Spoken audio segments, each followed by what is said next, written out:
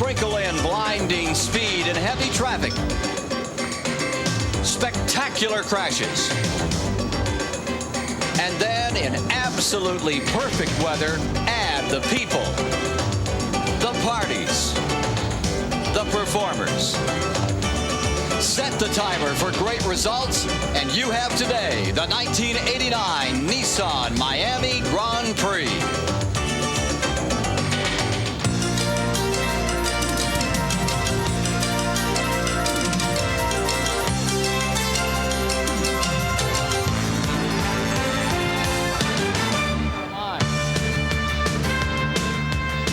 The 1989 IMSA Nissan Grand Prix of Miami is brought to you by Nissan, built for the human race. By Quaker State Motor Oil, the big Q stands for quality, always has, always will. By Dunlop High Performance Radials, unleash the Dunlop legend. And by Martini and Rossi. Martini and Rossi makes the moment sparkle. What a beautiful day for a race. And what a race it promises to be. The Nissan Miami Grand Prix. Hello everyone, I'm Ken Squire. The crowds are here, the weather has never been better, and the cars are the most exotic and sleek racing sports cars in the world. 26 of them are lined up on pit road right now to participate in this great annual classic. Working with me is Bill Adam, and Bill, the competition is even tighter than in the last 2 years. Well, it really is. The Nissan once again is on the pole, but not by very much. Bob Wallach got everything put together right, the BF Goodrich tires and the Porsche crew that's run by Jim Busby, and he is just a fraction behind Brabham. 0.4 of a second back. A year ago, it was 2 seconds. One of the cars that you've been touting all week is the Pontiac Spice Machine, that American product. That engine out there has looked pretty good to you. Well, I was extremely impressed by that car at Daytona, and I thought when it gets to a street track, look out. Now, they did have some problems in practice and qualifying, but they found what the problems are, and I think if the race gets greasy, watch for the spice. Nevertheless, the team on the pole for the third straight year is Team Nissan. Its driver, Geoff Brabham, is standing by with our Bob Varsha. And Ken, something new has been added this year. The third year of the Nissan on the pole, it has been designated the Spirit of Miami. Each year, promoter Ralph Sanchez bestows that honor on a car that carries the hopes of this city in this great auto race that it calls its own. Geoff Brabham will be, at least for the opening stint. Jeff, you've got 24 fire-breathing machines behind you. Bob Wallach to your left, coming off the win at Daytona. How are you going to handle this first turn? Well, you make me feel nervous. I haven't really thought about it. I just, you know, I've just got to try and get the jump at the start, and you know, hopefully we can all get through the first corner nicely, and we can continue to race after that.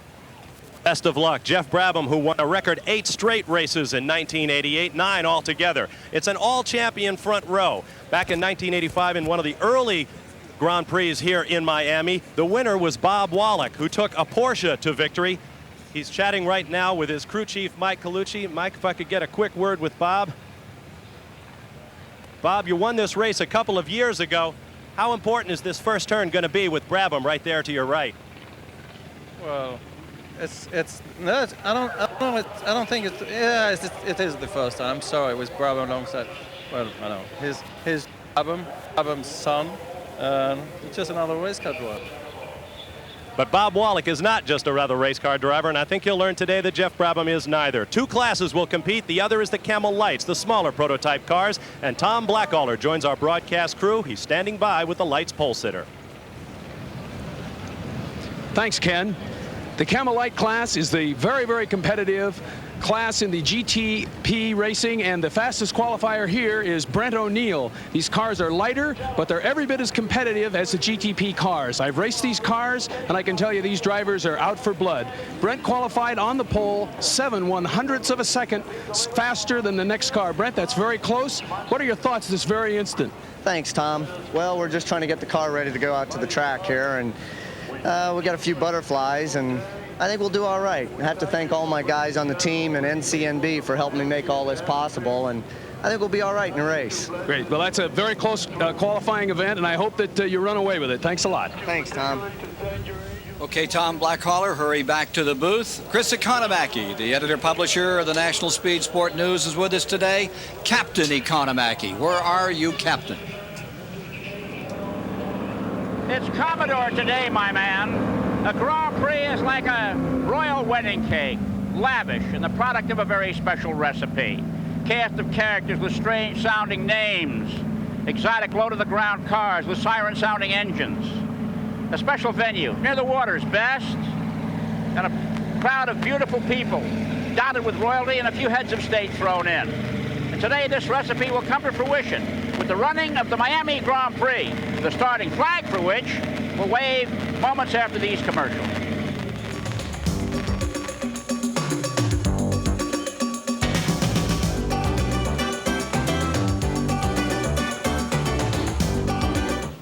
And we're back with you here at the Nissan Miami Grand Prix. 26 cars ready to roll, and let's take a quick look at the course over which they'll compete. All right. As we exit down the front straight of the Miami Grand Prix track, we're in fourth gear approaching 120 miles an hour. Into the very, very difficult and very dangerous turn one. Watch how this tightens up right through here. That feeds us into turn two, which is a 90-degree right-hander. Extremely important as we want to get a clear run up the straight. And right there, turns 3 and 4, excellent braking areas for good, safe passing. The straight exiting that tight turn 4 gives another good shot in here.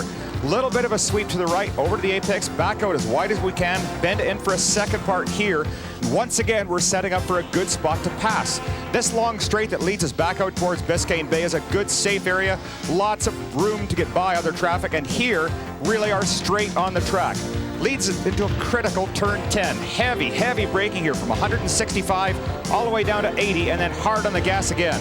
We head up towards a long 180-degree turn 11, which feeds us back onto the main straight. This will complete our lap at the Miami Grand Prix.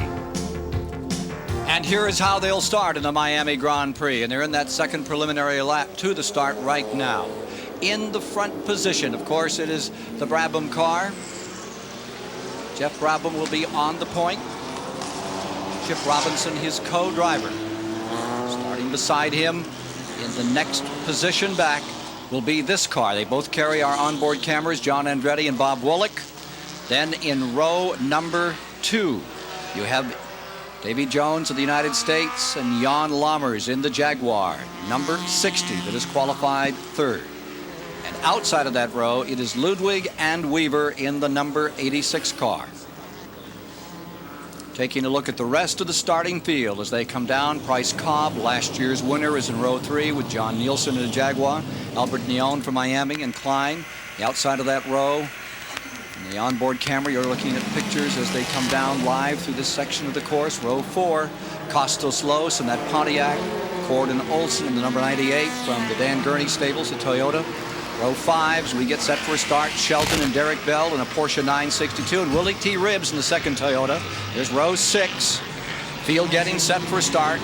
Row 7, Steve Durst is there, first with the Camel Lights. Row 8, here's row 9, the field through row 10, getting down for a start. Pace car is in. There's row 12. They take the flag, and as they come across the line, car number 83, Brabham, breaks out in front, the 1987 champion of the Nissan Miami Grand Prix. I think a thing to keep an eye on the opening 2 laps, that number 60 Jaguar that currently is running in 3rd place. That's Jan Lammers, a real tiger. Watch and see if he's going to try and pass the BF Goodrich Porsche to take a shot at the Nissan right away. Lammers is driving in the number 60, and he has been a thrash out here. Joining us in the booth, Tom Blackcaller, you were saying the other day as we go inside the Nissan car that is in the lead, he was doing some wallpapering or some de-wallpapering out around the wall. That's right, Ken. We saw Jan Lammers take the paper off the wall at the outside of turn 11, meaning he was coming within 0.003 of an inch right there. You are riding with the leader, and now you're about to the second place car that won at the Sunbank 24 at Daytona. And you're riding with Bob Wolick, and you can see the interval. There's Bob Wolick at work in the Porsche 962 prepared by Jim Busby Stables from California. That is a picture of Bob smiling right there, and he will hold that smile all day long. A real Ironman, tremendous athlete, tremendous driver. There you see the interval first, second to third. Nissan first, Porsche second, Jaguar in third, and Price Cobb has moved the second Jag into the 4th position. Dropping back was Neon and Klein. Now there is that 61 car that is running in the 4th position. I think Price Cobb gave us one of the great thrills of last year in the victory that he got down here. Just a stupendous drive. Incredible feat. 1 year ago, Price Cobb won this race for Porsche, driving for Rob Dyson by 4/1000ths of a second. Incredible margin at the end of the race. It was remarkable, and doing it with a 962 against the Jaguar. Here he is. He now is driving for the Jaguar, and I'm sure he would like to present his new team with a victory, much like last year. Jaguar very much wanting to win here in Miami, and the surprise has been the Porsche 962, number 67. That car that's being driven by Bob Wollek, qualifying second. And Mike Colucci was saying a lot of that is with new brakes on the car for this race. First time they've been used in the United States on the Porsche 962, used at Le Mans a year ago. I talked to Mike about this. They are a single caliper brake, very much like what you would find on a street car. Now, a lot of race cars have run a caliper with two calipers on each rotor, but they found that the amount of heat that was generated by the two calipers, taking away area that you could dissipate the heat, wasn't really as effective on a street course like this. So they changed it, and they're delighted with these Brembo brakes. Cuts out a couple of pads too, about a pound per pad, so it's a little help there. A little less weight, and they're carbon fiber brake pads as well. I believe Walter Brune had tried those in the Sunbank 24, and they had some problems, but we'll see what develops here. They certainly qualified this car in an amazing manner that's now running in second place. Meanwhile, out in front it remains Geoff Brabham. Brabham stays in front. Wollek stays in second. Jones is in third. Very familiar picture. Fourth is Cobb. With the strong Nissan presence at this race, we asked Geoff Brabham how that if it added any extra pressure. Well, basically, I mean, being a professional race driver, you're always under a lot of pressure. And it's not only having everybody from Nissan here this weekend, it's also representing Miami and Ralph Sanchez with a extra Spirit of Miami official entry this year. So, there's a lot of people out here hoping that we do well. And, all I can say to him is I'm going to go out there and try my best. Trying his best, leading right now, it is Geoff Brabham. Winner here in '87, on the pole for 3 straight years, and that remarkable year 1 year ago, 8 straight, 10 in all.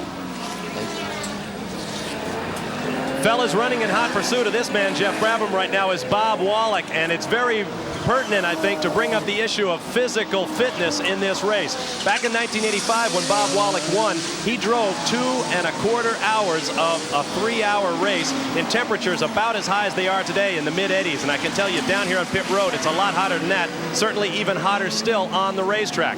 Wollek used to be a member of the French national ski team. He is a world-class tennis player. Even though he's up there around 40 years old, if there's one guy you're going to count on in the late stages of this race, if he has to go all the way, it's Bob Wollek. What does he mean, up there around 40, Black Hall? That's not too old. I think watching Bob in that car there is really excellent in-car footage, and you can see that as he's driving at these speeds, 160 miles an hour, he really is very relaxed. Watches his hand movement on the wheel the next time we get a chance to. Watch his eyes. He's sitting, getting into a very comfortable rhythm. That, in the long run, is going to save him a lot of energy, and he is going to be fresh at the end of the race. The boys in the Nissan think they're down 100 horsepower in power because they've restricted the turbocharger, but the car seems to be going just great. Sure does. Here it is, and you can see the advantage that it is developing over number 67, the Porsche 962, in second spot. And what a remarkable year we saw this car have a year ago. There's the interval between the Nissan as it continues to run that stormtrooper fashion that it did a year ago, taking no prisoners, winning everywhere it went last year. It really was an awesome performance, the likes of which I'm sure they'd love to duplicate this year, but I can't see that happening. I think the rules committee of IMSA have made some smart changes in trying to restrict that motor and hopefully bring it much more closely aligned with the other cars. Look at the bumps there. That puts a tremendous strain on your forearms in these cars. Scott Schubot and Linda Lubin lead in Camel Light. It is Brabham leading in the overall. The Nissan leads the Grand Prix of Miami over this car, the number 67. There you see him into lap traffic, moving under some Camel Light cars and putting a shoulder to them. Brabham as he continues around this 11-turn, 1.8-mile course. Ken Squire alongside is Tom Blackhaller and Bill Adam. And we're watching the number 83 just scurry through traffic and now beginning to build up a bit of an advantage here. Yeah, and you can see that Geoff has made a change already. He now has lights on in his car because there was a little bit of contact between those cars. We're back with Bob Wollek again, and watch his hand action on the wheel. You see, physically, very, very demanding. There's a lot of kickback. And look at that, back end mode a little bit. But look, he's very relaxed. See his place hand driver. movement, just second to third gear there. Okay, there's back into to second. Accelerates smoothly through. Look at him feeding that steering wheel. There's third. Just gently back and forth. It's a fluid motion with him. Outside it looks like a thrash. Inside it looks like an easy Sunday afternoon. From the Nissan out in front, leading Brabham. 10 wins. They'll move to 11 in the overall IMSA category. GTP for these big cars. And car 79, one of the Pontiacs, is down. That was the John Paul Jr. car. That car was second qualifier in the Camel Light class. He was only 7/1000ths of a second behind the 25 car. But in Camel Light, Scott Schubot is leading now as Geoff Brabham chases up behind the Camel Light Ferrari. Boy, and headlights blazing on that car. Get out of my way. He wants that Ferrari out of the way. Gaston Andre's car giving a little ground there as the car number 83 continues to roll around this 1.9 mile approximately course. Same championship style we saw a year ago. 1 year ago, this car had developed a lead early in the going, and then they had a brake problem. Yeah, 2 years ago it did the same thing. It has led every single year and yet has yet to do well at this race. It wasn't even close to winning last year because of the brake problems. Well, in 87, it came through. Oh, we got a major problem. That's Gianpiero Moretti, and of course, that's the corner right at the end of the straight, the fastest section where you're under very, very heavy braking, and he has hit the tire barrier. This will no doubt bring out a full course caution. He'll have to move those tires back in along the wall. Whoa, there goes a car through there. The yellow flags are probably going out all around the course now as Massimo Sigala has banged the tires real hard and bounced back across the course. That's turn 11 right at the end of Biscayne Boulevard before you pull into the artificial part of the course where this incident has taken place. Earlier today, they had a major 4-car shunt in a Barber Saab race right at this identical place. And they're wondering where he is. This is the second incident in which this car has been involved this week. Bill, my recollection is 87. Brabham was victorious here with that Nissan. He brought that one home finally. They had some problems then. Able to get it Maybe back. you're right. Yeah. Car number 30 lying here with the front end badly torn up. And as I say, this is the second incident they've been involved in since they got here. That is a big bad break for Moretti. They have had dreadful luck this year, if you can call a crash like that luck, either bad or good. And they literally destroyed a car at the Daytona 24 Hours too. Moretti's car crew worked all night last night. I was watching them. They were having spaghetti and working on the car at about midnight. And they worked real hard to get the car back from a crash. Wow. Very similar to this yesterday afternoon. Now the front end looks like spaghetti. Bad break for Moretti and Sigala here this afternoon at Miami. And we'll be back with more of the action after these messages.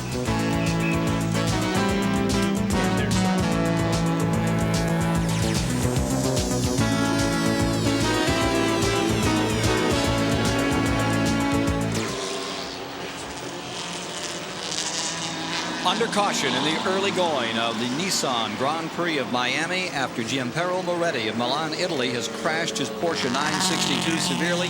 He's climbed out of the car, but the car looks to be a write-off. It's Nissan continuing to lead with Geoff Brabham. You're riding with him right now just behind the pace car. After losing the 1988 Manufacturers' Championship by just a few points, Team Nissan has made some major changes to strengthen their 1989 effort. A unique change is the addition of Chip Robinson.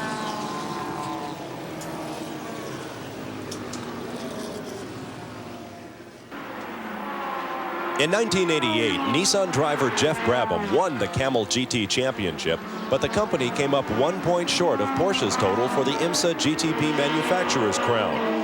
In an effort to sweep the table in 1989, Nissan has brought in 87 Series champion Chip Robinson to partner Brabham, and the new combination is working. You know, he did a great job setting the cars up for us today, because I went in a completely different direction, which didn't work.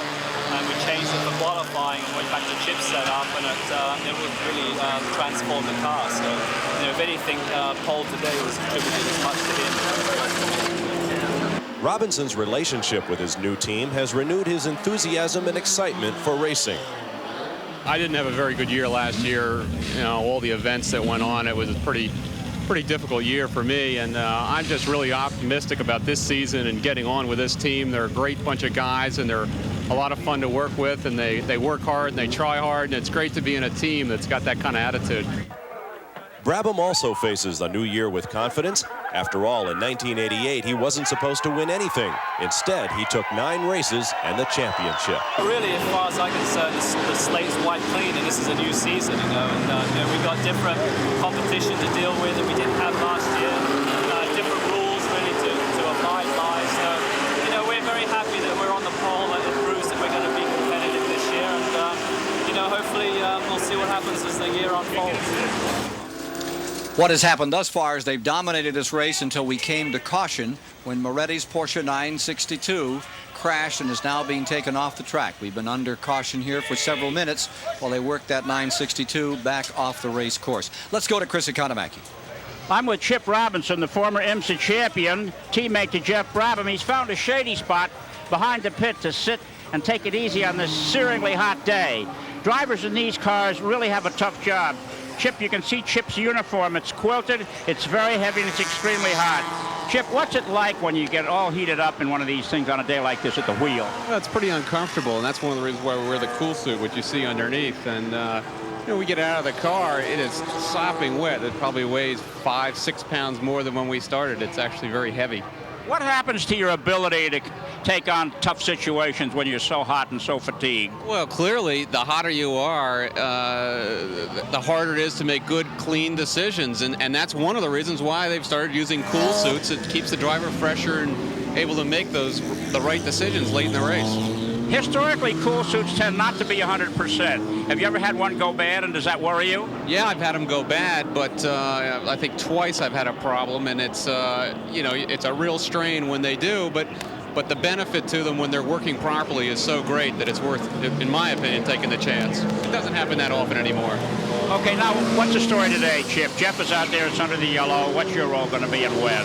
Well, depending on how the cautions fall and all, I'll get in probably in about an hour or so, do the middle stint, and if we have to make another stop towards the end, if it's close to the end, I'll probably stay in.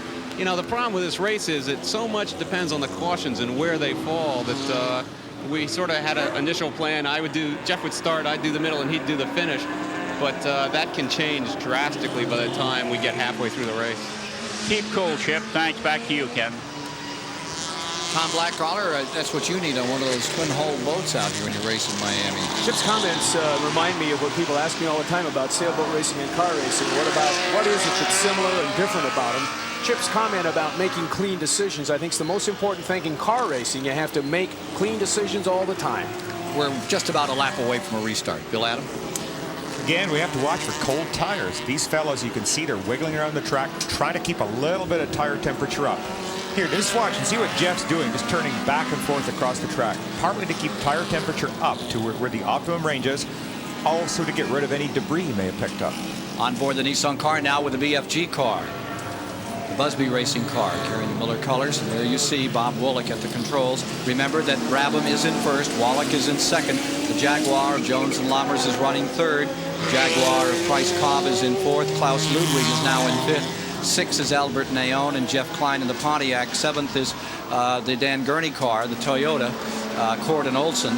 Costas Los is in eighth as we get set. Next time by, I believe they're going to turn them loose. Next time by. Running ninth on the field is Willie T. Ribbs and Juan Fangio in the second of the Dan Gurney Toyotas. And running 10th, this is all GTP, Miller and Loring. Now in Camel Light, it's Scott Schubot and Linda Ludeman up in front. And then it is the number 55, that's that Pontiac car of Scott Lieber and Dan Marvin running in second. That car right there, the number 99, that's the brand new Gurney Eagle that he has just come out with this year. The other car, number 98, is really the European car, the one that was actually built in Japan for the WEC. But this is Gurney's own creation right here, brand new, and it still has a few teething problems. There's the old car. Just see very subtle differences. That one there is a little more rounded. Stand by.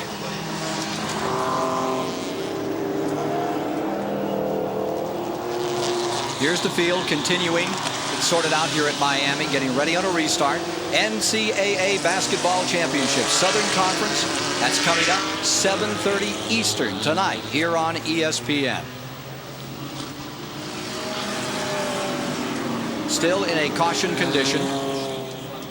Notice that the lights in the pace car had gone right out there, Ken. Getting ready to go.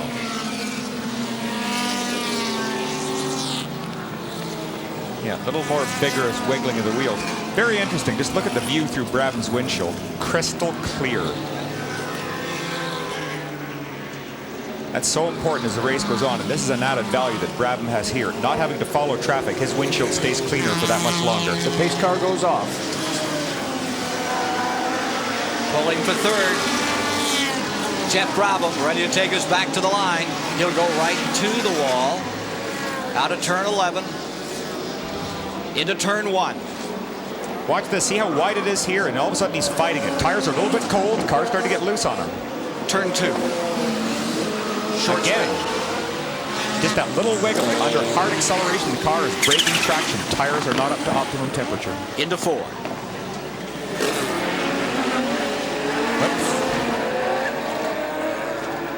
Off and running. Geoff Brabham out in front here in the Miami Grand Prix. You can see Geoff really does try hard to break away as quickly as he possibly can.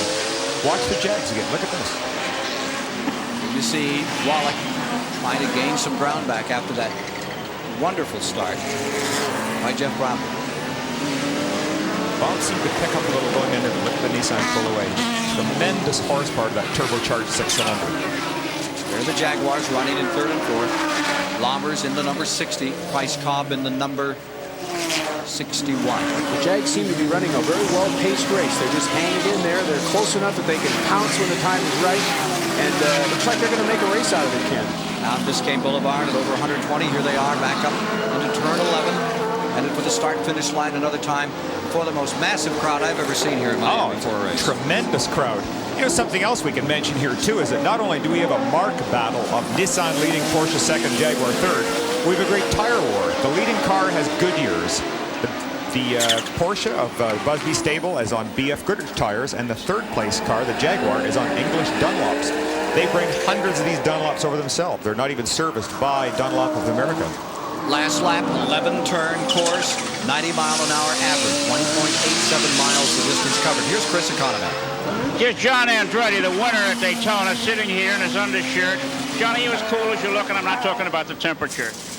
Well, things are going really well for us. Bob Wallach has started the car, and he's done a lot of testing and practice with this car, so the Miller Porsche is really running well. John, how important to you was the Daytona win? It was very important. It was the biggest win of my career, and thanks to Derek Bell and Bob Wallach, Miller and Porsche, they all put it together for me, and I was just along for the ride, and I got really lucky. Yeah, but now that means Indianapolis is coming up for you as well, does it not? Yeah, definitely. I'm doing Indianapolis with Vince Granatelli, and hopefully I'll get a deal together for Le Mans, too, so do the big 3. Okay, let's hope you and Wallach have a good day. Back to you, Ken. You're riding with Bob Wallach as he continues to fend off 2 Jaguars, ready to leap, ready to pounce upon him with even the smallest error out here. The margin continues to build for Brabham, leading in the Nissan Grand Prix of Miami. Stay tuned. At the Miami Grand Prix, you're riding with Geoff Brabham out in front. And you're watching him fight this car. Here he is toward the MacArthur Causeway, headed down toward the Howard Johnson Motel, ready to take a left-hand turn, and then wide open in 5th gear down Biscayne Boulevard. And watch his hands when he comes into turn number 11, Bill. He's really fighting that car through this section of the course. Yeah. Now, look at the difference. Here's Wallach in the upper right corner, and watch the amount of hand movement that Wallach's using. Then watch what Brabham's doing right in the lower left. Brabham really is fighting it. Wallach is he almost looks like he's driving on the street. Very relaxed. Watch the car 1 and 2 here. Look at this. Look at this. The front tires are just grabbing. They're losing adhesion, fighting back and forth. The car's pitching. Look at Wallach again. Turning in very, very smoothly.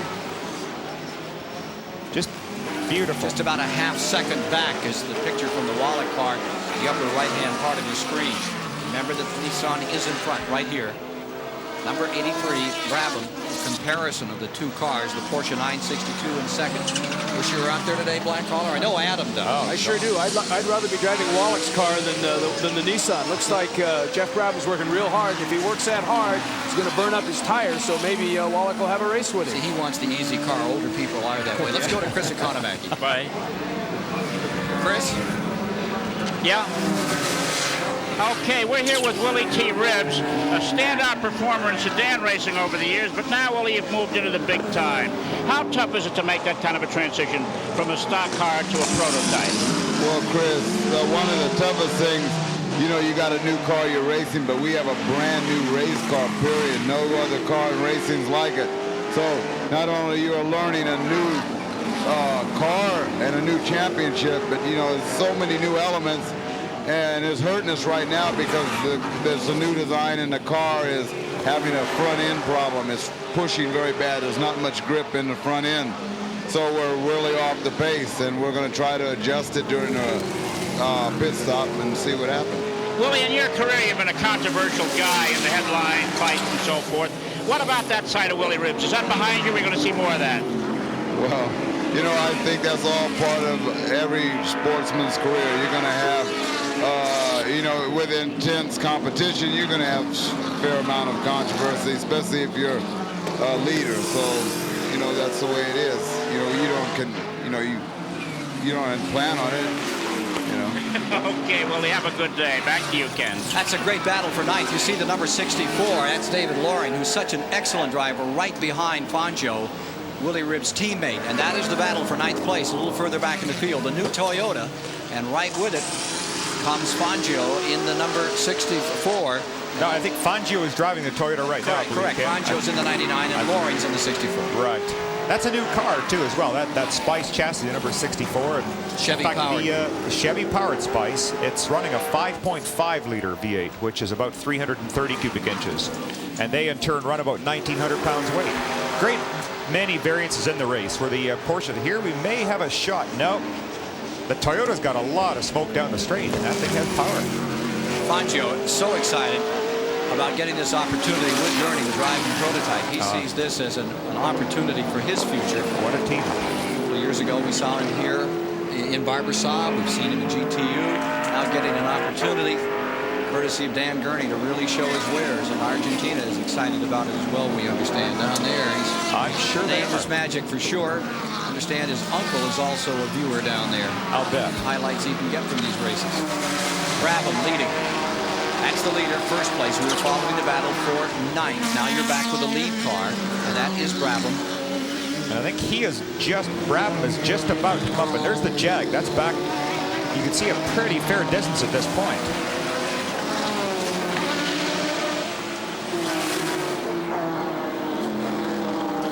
Now, here's the leader at the start line. Wow. Jag has taken the second place.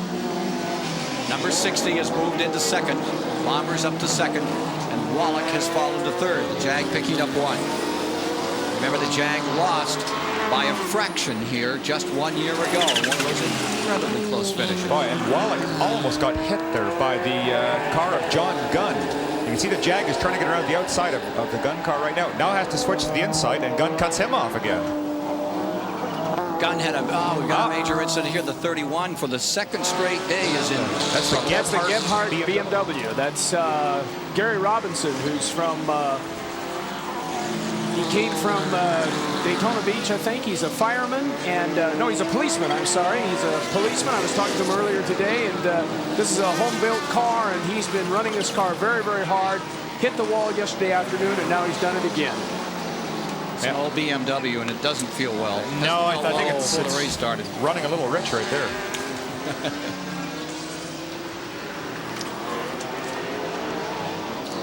The leader by 6 seconds over second place Jaguar Bombers. Wallach has dropped to third. Bob Wallach back just a bit now. Now you're riding again with Geoff Brabham. You can see Brabham using up all the track when he cuts into the apex, the innermost part of the corner. Watch this. Here he is swinging right to the outside. Now he'll move inside. Watch for the painted curbing. Can't quite see in that shot, but again, slides right back over to the outside. Take advantage of as much track as possible. Try and straighten those corners out. Big looping arcs. Bob Barsha has a course condition report for us. Well, just a few minutes ago, Bill Adam talked about Bob Wallach driving as though he were driving in a street car. And in a way, he is. This is not a purpose-built racetrack here in Miami. The start-finish straightaway behind me is built on a Bicentennial Park parking lot. And that poses certain problems for the race cars. This is turn one. Watch how the cars go away from you. There is a hump right in the middle of that turn that prevents the drivers from being able to perceive just how far away the tire walls are on the far side. The turn to their right is absolutely blind with cement walls and debris fences. All you can do is point your car at the turn, drive at it as fast as you think is sensible, and hope you do it right. it's still the one course that there's unanimity on. You can't find a driver who doesn't say they don't like Miami. Oh, I think every driver on Biscayne Boulevard drives like that. There's the third place car, the BF Goodrich car. Bob Woolley. Across the start-finish line, down to turn one. Back with the leader another time. Looking at the difference in the way that Brabham and Wallach are driving, I think Brabham's just driving his car much harder than Wallach is. It's like Wallach is waiting for something to happen. He's just kind of staying in the background and not really pushing it. But that's the style of these two guys all the time. I mean, Wallach never seems to work any harder. No matter if you're in a 24-hour race or you're in a shorter event, that's about his style. And Brabham always seems to be the aggressor. Here you see the number 86 on pit road. Car number 86 has come in here. That's the Bruce Levin car. That's James Weaver sitting in there with the helmet on. It looks like it's a tire problem for him. Klaus Ludwig, the co-driver on the car. They will fall back into the 10th position now as they have brought the car slowly around and rest on pit road. There are the standings. Brabham is in first. There's James Weaver, driver of car number 86 at the present time in the pits. More of the action of the Miami Grand Prix shortly. We're back with you once again at the Miami Grand Prix. And at the present time in competition, car number 9 is leading in the Camel Light category. This is the machine of Tom Hessert and Charlie Morgan. Tom Hessert, who had such a great year last year, had a rather inauspicious beginning this weekend. He crashed severely a day ago, but he's back here and running very well right now. It was the backup car that he had problem. There you see that lead car in Camel Light. Yeah, Tom Hessert has been having a great race with Scott Schubot. Dan Marvin was right in the race up until about a lap ago when I noticed that Marvin pitted, which must have been some problem because in 45 minutes into the race, he wouldn't have pitted if there wasn't a problem. And you see him putting a lap on Jim Downing, the father of Camel Light category competition. That red car is Jim Downing and Howard Katz. They go a lap down here. In the earlier going, Ken, in the first caution flag, Downing and Uli Beery and Brent O'Neill all lost a lap. You saw Costa Sloas, one of the prototype cars, the Pontiac, scooting down the inside and picking off both of those lighter cars with so much more power. Chris Economaki is standing by with a gentleman who really created Camel Light.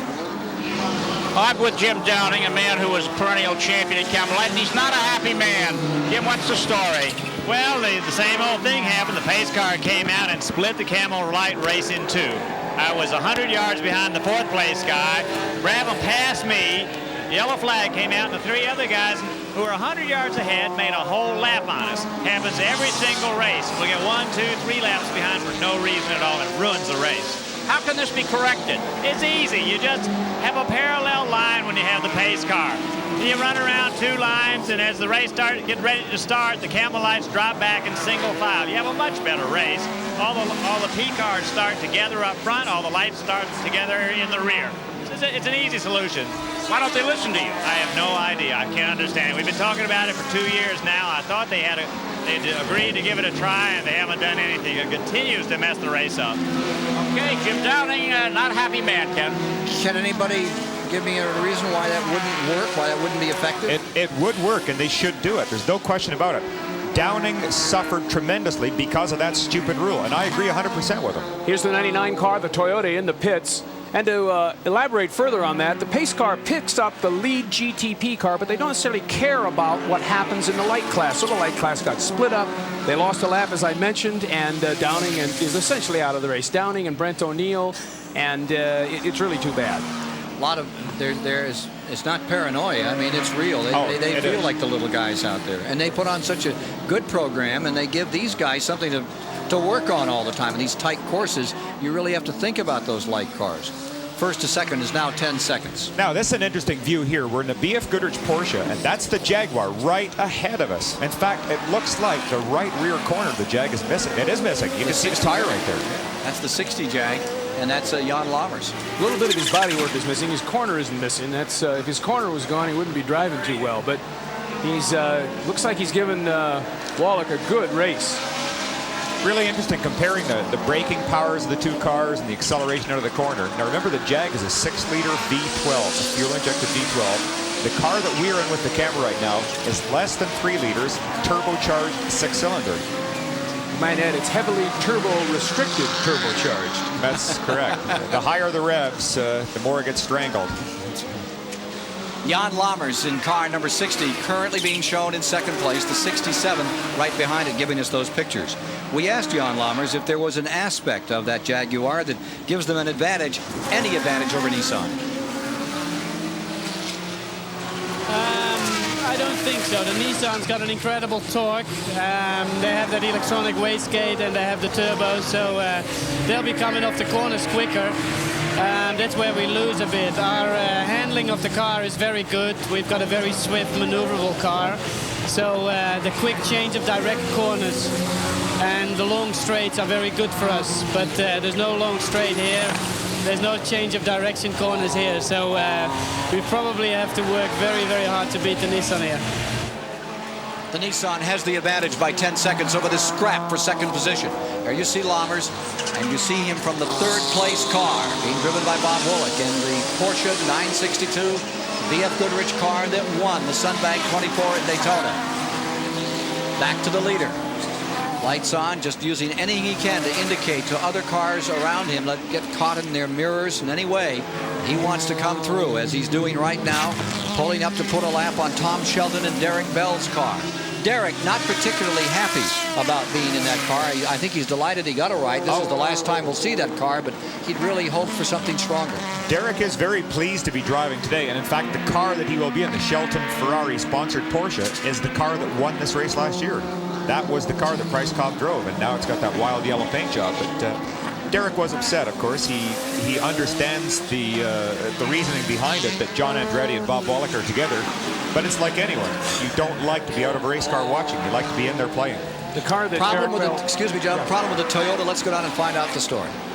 You're looking at Dan Gurney, a very dejected man. His baby, his all-American prototype with the exception of his Toyota engine, is in the pits with trouble.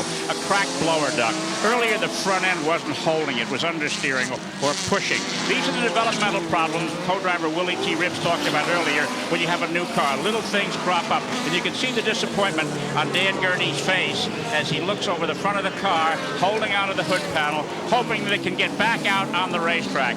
At the wheel, a famous name, Juan Fangio II. His uncle, Juan Fangio the Great, 7 times world driving champion from Argentina. It's a big racing name in Argentina. And that's the story from the Toyota pit. The story in the race is a tremendous battle for second place that's developing here on this lovely Sunday afternoon in Miami. As we watch Lammers holding off Frenchman Bob Woolek.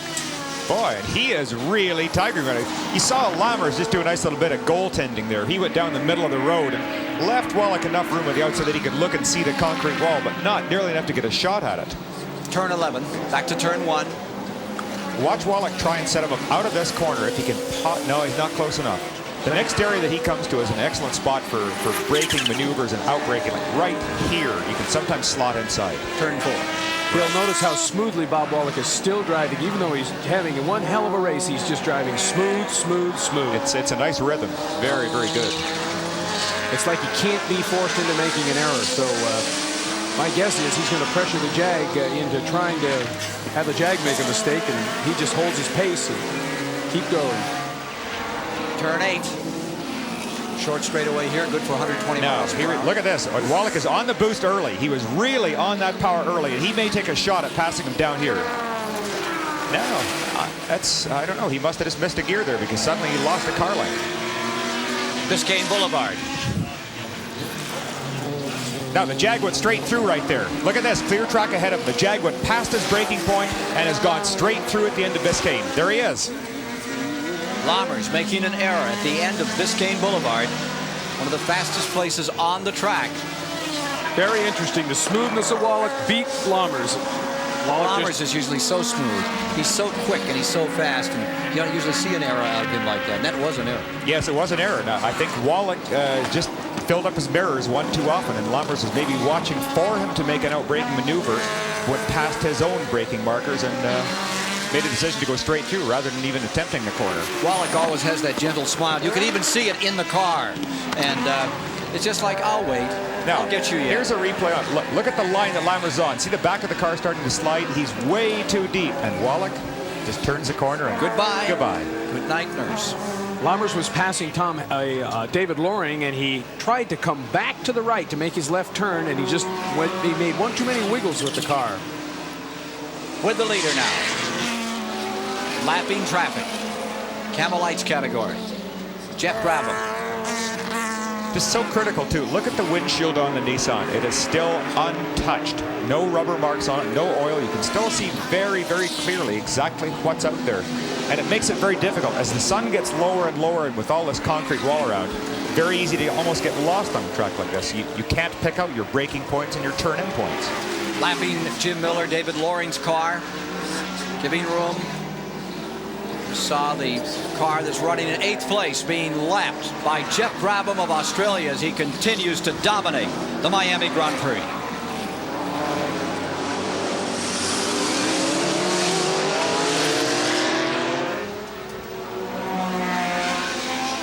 We're back with you at the Miami Grand Prix for the IMSA prototype cars, and one of the Jaguars is just pulling onto pit road. Let's go there now, the 3rd place car.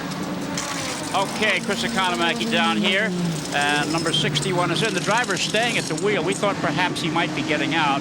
It looks like a routine stop.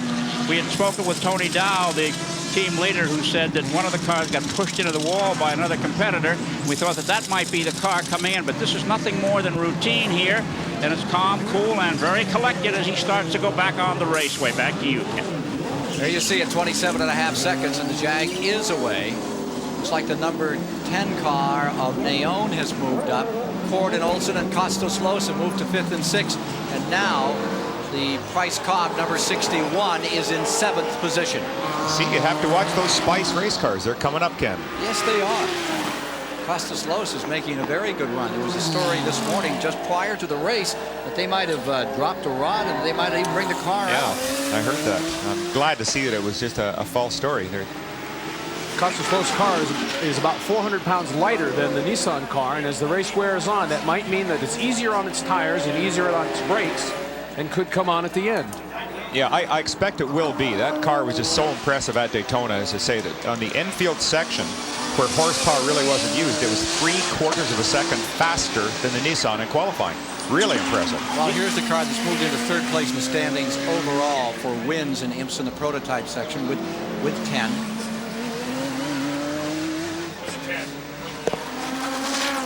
The 90, there's the 33, that's Costos Los.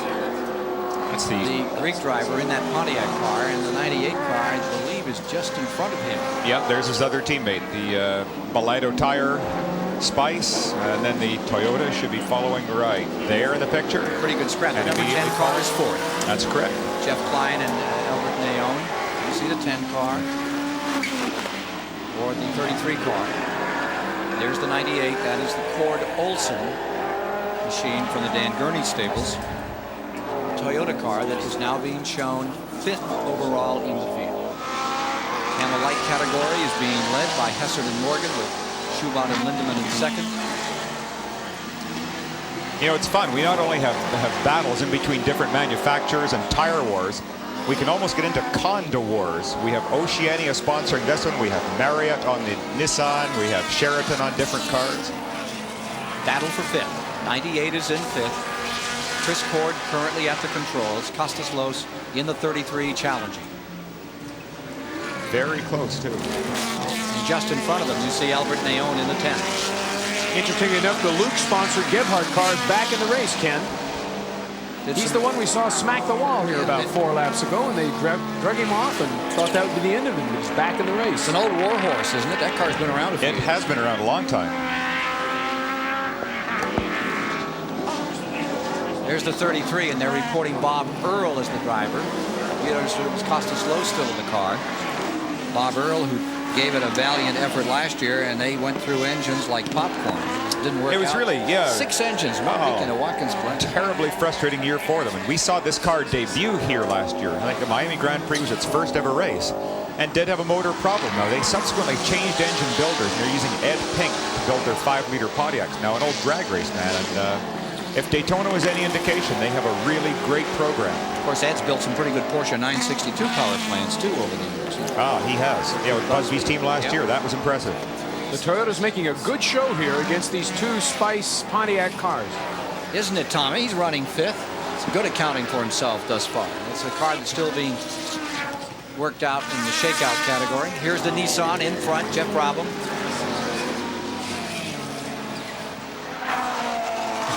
This car always looks immaculate. Whoa! I was going to say immaculate and almost jinxed him by saying that. Well, the Luke car's still running, but not very fast. Yeah, there's a moving chicane at that point.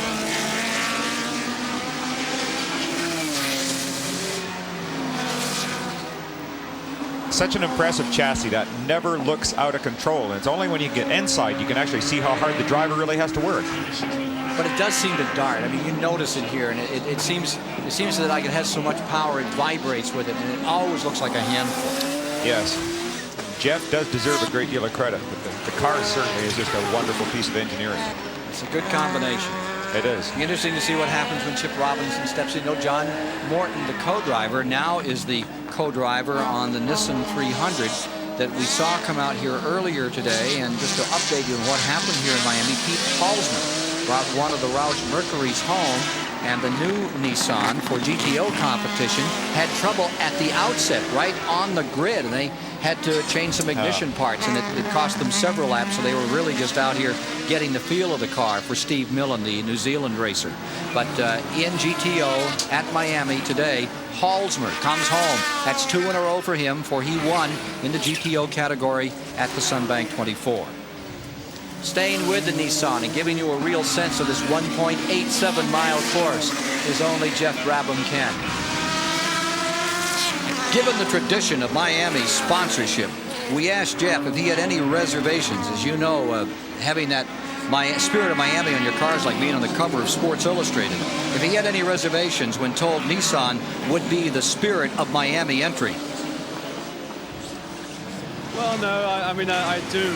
I must admit the sight of Michael Andretti doing his little pirouette, you know, in the air down in the first turn immediately came to mind. But all I can say is I promised Ralph I'd at least last a little longer than Michael did last year. Who will forget Emerson Fittipaldi, who was the Spirit of Miami one year in a great fit of temper after having a little trouble with some of the people on pit road about where he should be placed. Yes, that maybe was the true Spirit of Miami. He was excited. Geoff Brabham stays in front, and it's a better than 12-second advantage over the Jones and Lammers Jaguar, and now they're showing the 67 car back around, and it would be the Woollett car into second place. Nissan ran 2 cars all day yesterday, one for Chip Robinson and one for Geoff Brabham, and they obviously sorted out a great deal of engineering on these 2 cars, because this car, no doubt, is the one they've set up for the race, and she's running beautifully.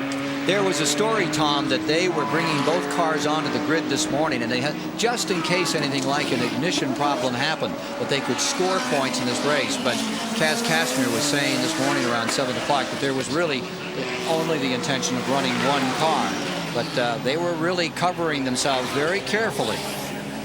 They were trying different setups in each car yesterday. I was watching them at the pits, and Chip was trying different things from Geoff, and they put it into this race car that we see here today. You're in the B.F. Goodrich car right now, and they are trying to gain some ground back. The 67 car. Bob Wallach trying to reel in Geoff Brabham just a bit. Remember in the Sunbank 24 at Daytona, they were down. They were in 7th and 8th through most of the night, and a lot of people had discounted them because they said they were so underpowered for several days in practice. And then as the race wore on, they had the right combination and brought it home to victory. It certainly did. It's a team that you could not discount. Biscayne Boulevard. Yeah. See the Freedom Tower there for just a moment. Here we are through that turn that brings you off Biscayne Boulevard up to turn 11 and around to the start-finish line. See our car number 61 Jaguar is beginning to show some signs of moving up a little here. Cobb and Nielsen have picked up to 5th spot. They've picked off 2 cars. You can see, too, looking at the Nissan, some of our regular viewers will notice that the car has sprouted a few more intakes than normal. The 2 extra little ones right on the back deck that are blue colored, those are brake ducts. Something that, because of the braking in a track like this being so critical, you want to get every last bit of cooling. They're just sticking up there to grab that little bit of extra air. The white one is an engine intake. Here's Chris Economaki in the Nissan pits. We talked earlier with Chip Robinson about the cool suit. Well, now here's the cooling device. 4 Nissan mechanics are working on it. The plumbing is threaded over to Chip's driving suit. There's a problem with this cool suit unit. There are more mechanics working on this device behind the pit than there are on pit wall watching the car go round. Now, if this thing doesn't work, this team could really be in trouble because Robinson wouldn't be as cool as he'd like to be when he finally gets into the car. They've taken the electrical system apart and put it back together. You can see the men working on it. 4 mechanics here trying to get the driver's cool system to work here in Miami. Back to you. Tom, it looks like one of those old diving suits you see in those grade B melodramas in the 30s. Yeah, and Chip Robinson will feel like a cloistered diver if he doesn't have his cool suit on. Here's the man doing the job right now for that team. Brabham staying in front. You know, if Chris would like to go back and talk to him, if he feels it's going to be too hot, I'd be happy to go down and stand in. In fact, Tom, I think you and I could both go down and stand in. This race is going to take on a different character here very shortly when all these cars start to pit. It's coming on to the first hour of the race, and the thirsty turbos will have to come in, change drivers, and it's one of the critical points in the race. The pit stop has to be done just correctly. If they do it well, they'll get in and out, change drivers, full load of fuel in less than a minute. 1 year ago at this time, this was the car that was leading, but it couldn't stand the stress of this event and fell by the wayside. Will it happen again? We'll find out soon. It is a true Grand Prix atmosphere here in Miami with the largest crowd that's ever gathered to see this event from all kinds of vantage points. Beautiful crowd today. Congregated under 80-degree temperatures to watch Geoff Brabham as he continues to lead. My Canadian flag there. Never seen it better.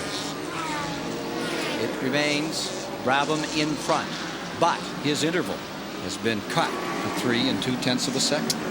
A little push. Think he's got something wrong? Huh? Car developing in front of him? I doubt it. I don't know. I think if anything, he may be just flat using up the tires too much because he's still, look at him working this wheel very, very hard. Let's go back to the Camel Light category of competition here. That's Scott Schubot, and he and Linda Ludeman are driving together. Scott will probably pit in about a half an hour. Linda will take over the car. Scott's being pushed by Tom Hessert in the number 9 car, a Buick Spice, with Dan Marvin third. Good race in Camel Light as always, and there you see the number 4. They're local folks out of Miami competing here. Hometown race for them. Move on to Sebring next on the IMSA calendar this year. Car number 60 in trouble, has racked the wall. The third place car of Jones and Lammers. And he's getting out. He's done. So one of the Jags comes off the leaderboard. Car number 60. Davy Jones of the United States and Jan Lammers. Looks like his rear wing went into the tires, Ken, and they're picking pieces of the car off the track right now. All kinds of parts and pieces back up in there, and you can see the wing line up on top of those tires. Third place car down. That appears to be up at turn 5. This should not be so serious as to bring out a full course caution. Here he'll just lose it in oversteer. There he is. He's coming out of 4, and he's coming down the straight towards us. Now he's lost it there. Yeah. Look at the rear brakes. You saw there's smoke coming off the rear brakes prior to the entry. Exactly the same thing as he did at the end of the straight. Locked up a brake? As the car is making a transition from the right to the left. There's where it happened on this 1.87 mile course. The end of the Jaguar Heffords for one half of the team, and there you see Jan Lammers looking at the debris that remains from that beautiful $300,000 race car. Those were 2 mistakes fairly close together for Jan Lammers. Because this isn't a true racing course, it's not smooth. Parts of the Jag look like they're resting on the front of that 09 car as he comes around. Like a wheel cover resting up there on that car. Full yellow is coming out. There will be a full yellow around the track. Yeah. Need to take a look again at Steve Durst and Mike Brockman's car as we watch Jan Lammers walking away. And pit lane is going to get very busy very quickly. Pit lane will get very busy. Another look at the wreck.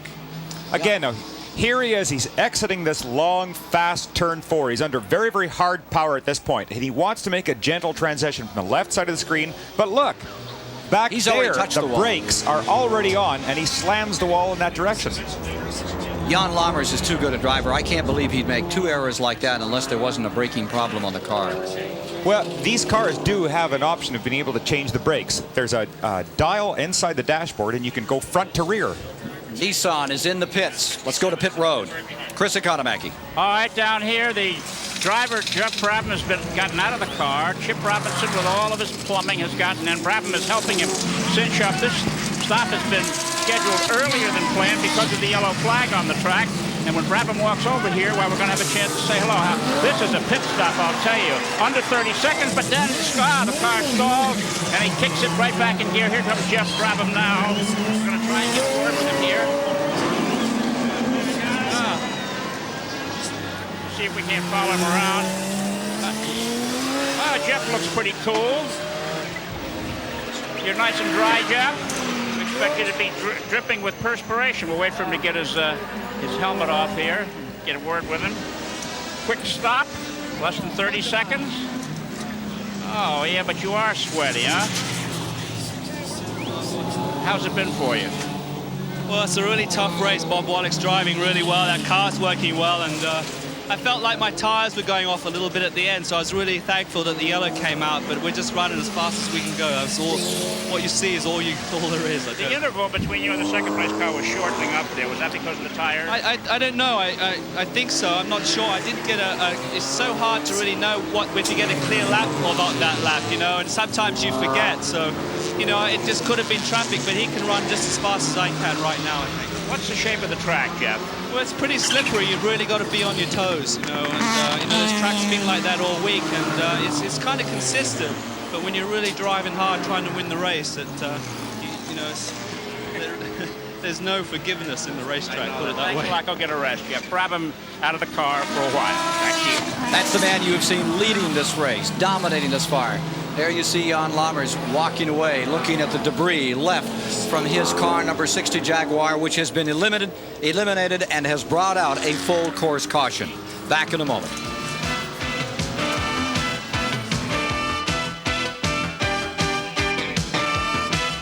A lap away from a restart with Nissan in front and the Porsche running in second place. And the Porsche 962 that was discounted last year, some of this year, has already won a race, lies second here today, and is alive and well, as Chris Economaki reports.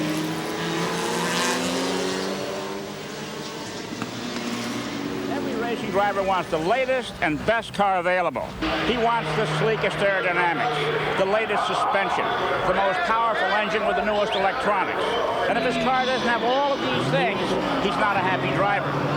Word up and down pit road is that the Porsche 962, a car from the early 80s, is too old, particularly in light of the fact that its rival Jaguar, Toyota, Nissan, and Corvette designs are new and state-of-the-art.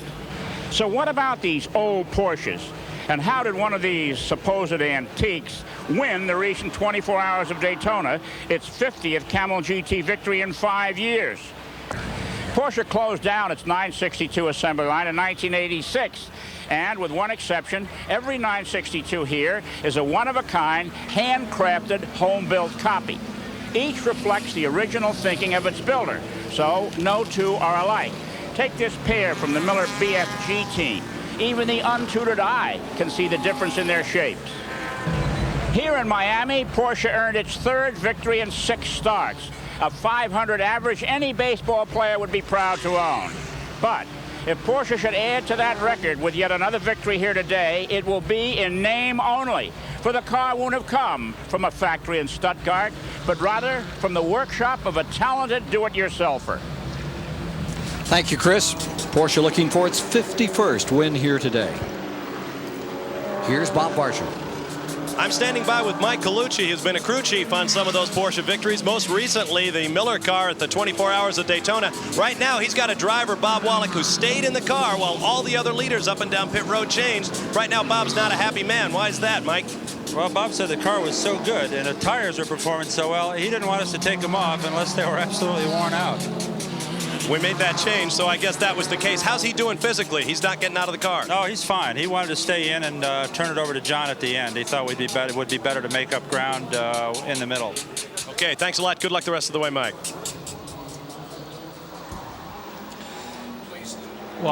There you see the second place car ready to challenge. We're coming back out of a caution period. This is the second full course caution of the day. First of the day came when Moretti crashed.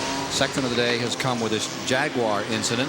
Now, how do you feel about watching Bob Wallach out here this afternoon, Tom Blackwell, pretty much putting on a one-man demonstration? I saw Bob Wallach, I think it was 1987 at Sears Point, drive the whole darn race. And all the other drivers were collapsing and stopping and falling out of the cars. And Wallach just was like an Iron Man, drove the whole race and won going away. Yeah, I remember that well because I was standing in the pits waiting to jump in the car and he wouldn't let me in. Get out, Bob, it's my turn. Shook his head. He is incredible. I think this may be a really great spot for the viewers right here because we've got Wallach. He's got his teeth into this. All his soul is right there. And he's got Chip Robinson, who is cold right now. He hasn't run a racing lap yet today. He's off the pit wall. He's into a car that, yeah, Brabham was tearing around in it, but it's a new car to him right now. So I think Wallach is really going to be a tiger.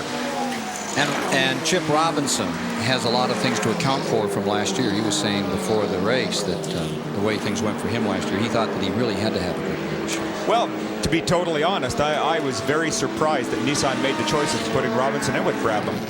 Brabham last year drove as perfect a season as I think I've ever witnessed.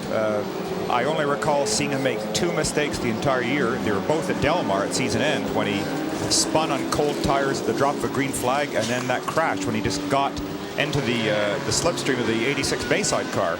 Other than that, he had endless flawless performances.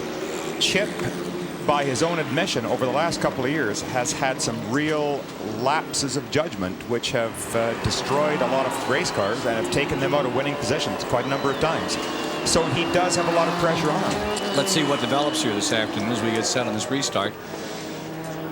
Again, Brabham, Robinson in first, and it is now Robinson at the controls of the Nissan. And it will be Bob Wallach, who has been in the number 67 since the outset of the event, running in second place. The lone Jaguar, we've lost one of them when Lammers slammed a wall, has Price Cobb at the controls with number 61 in third, and Albert Neon has brought the Pontiac up to fourth. Now that is the sister car, the number 10 white Pontiac of the number 33 Costas Lowe's. That one has gone away, so you've still got a chance. You were the one telling us you got to watch Pontiac. Well, and I think too that the longer this race goes on, the worse the track conditions will get, and that benefits a light car. So yeah, I think they will continue to move up. Neon and Klein are the last car on the lead lap. There are only 4 cars on the lead lap now, so they still have a real good chance with this restart. If their car is in fact working better, they can come on. Pace car is going off, and that demonstrates the tremendous pace that Brabham said, and we are ready on this restart. Now let's watch for Jaws Wallach. Yeah, and watch for Robinson feeling a lot of pressure coming out here cold. So Brabham has given him this lead. Let's see if he can maintain it. Wallach put Lammers away. Let's see if he can put Robinson away. Now for turn 2. Right up into 2. 11-turn course. Just a slight kink is turn 3 coming up. The way Wallach did it was to just pressure, pressure, pressure. Smooth and driving. Look at this. Right away beats him. Took him 3 corners. Into 4. Incredible. He is amazing, that man. I think that's just a quick dry cement where the Jaguar parked up against the tires there, and they dropped the fluid out of the ready. Speedy dry. Chip Robinson has to take time now to get himself acclimated to the car, not try to push too hard, let Wallach run a little bit, but get on the pace, because Chip's car certainly can drive with the 67 car of Bob Wallach, but Chip has to be patient here.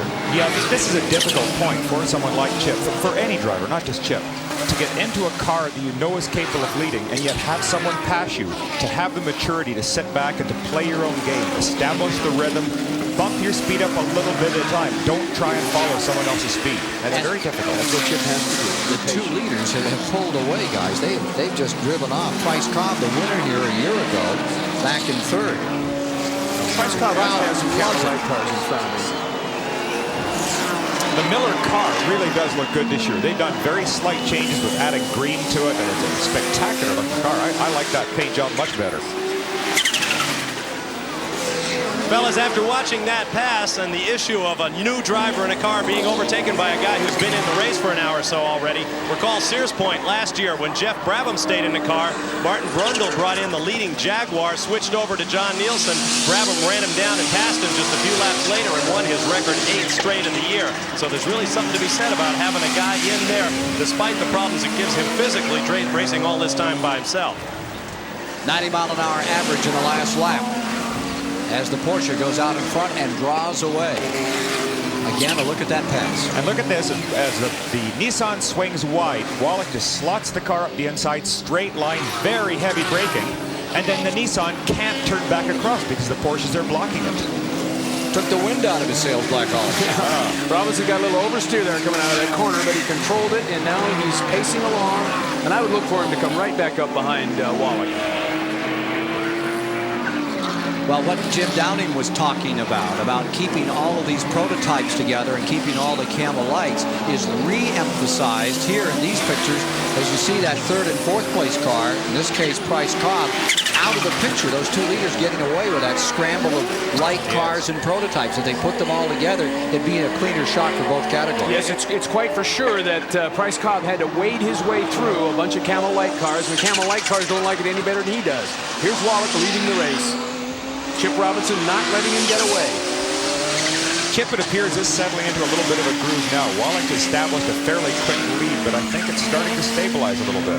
And there's also a difference of about, what, 23 years in experience between these two. 23 million miles. Chip Robinson trying to settle this number 83 in. Give it a run here. I would expect that we'd see Brabham complete today in the car. I'm sure he will.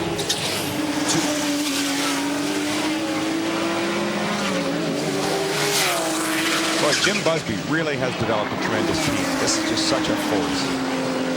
He's taken his time. He's paid his dues, but it's certainly looking good right now. The Jaguar, Jan Lammers, serious incident, out of the race and brought out a full course caution. Let's look again.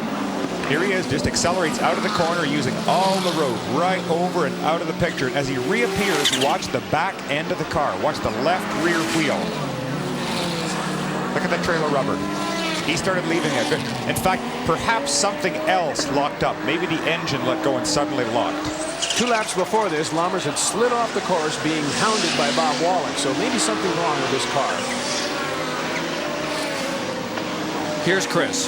Well, yeah, we just saw a replay of your accident. We wonder what it was that caused it.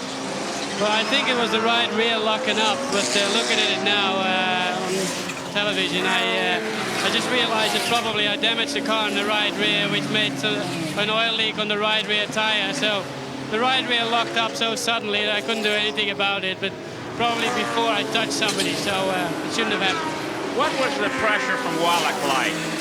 Well, obviously, if somebody's behind you, you don't want to let him by, but that was okay. I should be able to handle that. But if you really, we have to drive it very, very hard against these turbo cars to really be competitive. And at first, I think I was driving it a bit too hard because the right front locked up going into turn, what is it, 10 or something.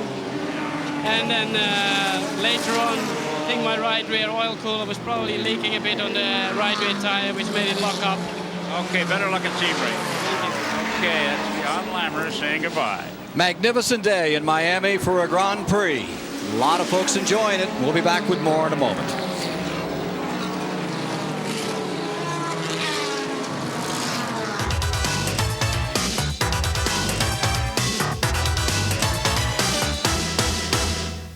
Quaker State Track Facts are brought to you by Quaker State Motor Oil. The big Q stands for quality. Always has, always will. The Jaguar team knows that the time a car spends stationary in the pits during a race is time lost on the racetrack. So they've worked hard to come up with ways of shaving that tiny fraction of a second off their stops that could make the difference between winning and losing. And some of the ideas are pretty ingenious. For example, to save time spent fumbling with the driver restraint harness during changeovers, they've attached inexpensive bits of surgical tubing between the car and the 5 straps that make up the harness. That way, when the incoming driver brings the car to a stop, all he does is flip the release, and the straps are pulled up out of the way, ready for the next man. Oh, and Jaguar's prepared to take these ideas where it finds them. Price Cobb brought the surgical tubing idea with him from his Porsche days. And there is the Price Cobb car running in third place here in the Miami Grand Prix. Most exotic sports cars in the world continuing to contest for a victory here today. A race that was won by Price Cobb for Porsche just 1 year back. Right now, it is another Porsche 962. Here's a car that's a collector's item that currently is leading this event. There's the leader. Recently, one of those cars was sold for over $400,000 to a collector, not to go racing. Maybe a collector's item, but it sure is a race car for Jim Busby. Won in Daytona and now comes to Miami in the second of this Florida series. They move on to Sebring, and the car looks as stout and as strong as ever. It really does. It is not long in the tooth that everyone says it is. It's a very, very fine race car still to this day. This is a car that we mentioned earlier in the broadcast is working with new brakes, and apparently it is helping. They were very elated about the way the car would react in the corners. They lost a little weight in that braking area, and with this one caliper and only 2 pads, it just seems to get them down into the corner deep. And the way Wallach is driving them, he's been very conservative, and he has the legs now apparently to stay up there. We'll see what happens as the race progresses. First to second is a 6-point interval, and lying third several seconds further back is that Jaguar number 61 of Price Cobb. While talking to Price Cobb, we discovered he has something else on his mind other than this race. But home, my wife Lisa is pregnant with our second child. It's due any time at all. The other night she started into what we thought was consistent labor, and we were going to have to go to the hospital. Didn't happen. She's now making me carry a cellular phone around so she can call me and tell me. You know, people have asked, what will I do if that happens? Well, in all fairness, there's nothing I can do. If she wants that kid to have nice clothes, I need to stay here. So I'll be there in spirit only. On the other hand, if you see him make a quick move out through one of those escape roads, you'll know the cellular phone just rang. Yeah, reach out and touch someone. Here's Price Cobb. Last lap on the leader. That would be Wallach in the Porsche at 92-mile-an-hour average around this 1.87-mile course. Yeah, just hang on, Lisa. He's busy right now. There's the number 0 Porsche 962. That's the Ricci Plodbella-Lina car. And they're getting under the number 55, but a Pontiac car that we saw run last year here. Gave some very good accounting for itself. Dan Marvin and Scott Liebler. They are currently being shown second. Just a nice move there, too, on that 180-degree corner. That Marvin just moved out far enough that Wallach could pull his car underneath and pass cleanly by. Just a little bit of a courtesy by a light driver. Marvin very good at watching mirrors and conducting their own races, which is very difficult. Marvin is one of the best drivers here, Bill. He's been in Formula Atlantic for 10 years, and he has more wins in Formula Atlantic than anybody but Gilles Villeneuve. So he's a very experienced driver, and he's giving a 55 car a good run. Gentlemen, while we're watching Bob Wallach, I want to get back to the issue of driver changes. It's all part of the fun of IMSA Camel GT Racing, seeing different men get in the same cars and seeing how they cope. We've already said Bob Wallach stayed in the car while Chip Robinson replaced Geoff Brabham in the Nissan. Didn't get up to speed, got caught and passed by Wallach for the lead. Keep in mind, Wallach's not going to be in his car at the end of that race. John Andretti, sitting in the pits right now, is the guy that the Busby team wants to push for the Camel GT Championship. He's going to have to get into that car late in the race. And you know who's going to get back into the Nissan? Geoff Brabham. Meanwhile, that team in third place, Cobb and Nielsen, both veterans, both at the same level of expertise. Could be a very interesting finish here today in Miami. It's the Miami Grand Prix, being enjoyed by the largest crowd ever for this 1989 edition, 7th annual. It's the Miami Grand Prix continuing here on ESPN this afternoon, and there is just a tremendous crowd that has gathered to see the event. Mentioned earlier, this is the biggest throng that has gathered for the race in its 7 years. Thus far, it's been one that's had them up and a little edgy most of the way. It's stabilized now with Bob Wallach pulling away, building a considerable margin over the second place car being driven by Chip Robinson, the Brabham that had led from the outset, now falls back into second and maybe falling into the clutches of Price Cobb, the Jaguar, in third place. Well, it should be very interesting, too, that Tom has brought up a really good point. At the next pit stop, Wallach, in all probability, is going to get out and turn the car over to young Andretti, who does not have a great deal of experience. the Nissan is going to get back over to Brabham, who has a wealth of experience, but the Jaguar has two very, very good drivers. I was impressed with Andretti's ride at Daytona, however. He did everything that was asked of him. He never put a wheel off. I thought he really looked good. And there's a guy that a couple of nights before was up in Indianapolis racing indoors in midgets, Tom. I think he's a good talent. If everything goes by the book, Andretti will have a 10 or 12 second lead when he gets in for the last hour, and he should be able to hold that, but he'll have Geoff Brabham breathing down his neck. Bill Adams says no, so we got a little bet going here. How do you feel about that? We'll be able to hold them off. I don't think so. Range. Let's talk about range on these cars. Who has the biggest advantage? Who has to get fuel a little earlier than others? They're all fairly close. The Nissan has such an exotic array of electronics in that car that it gets relatively good mileage. But the Jaguar does have a very, very slight advantage.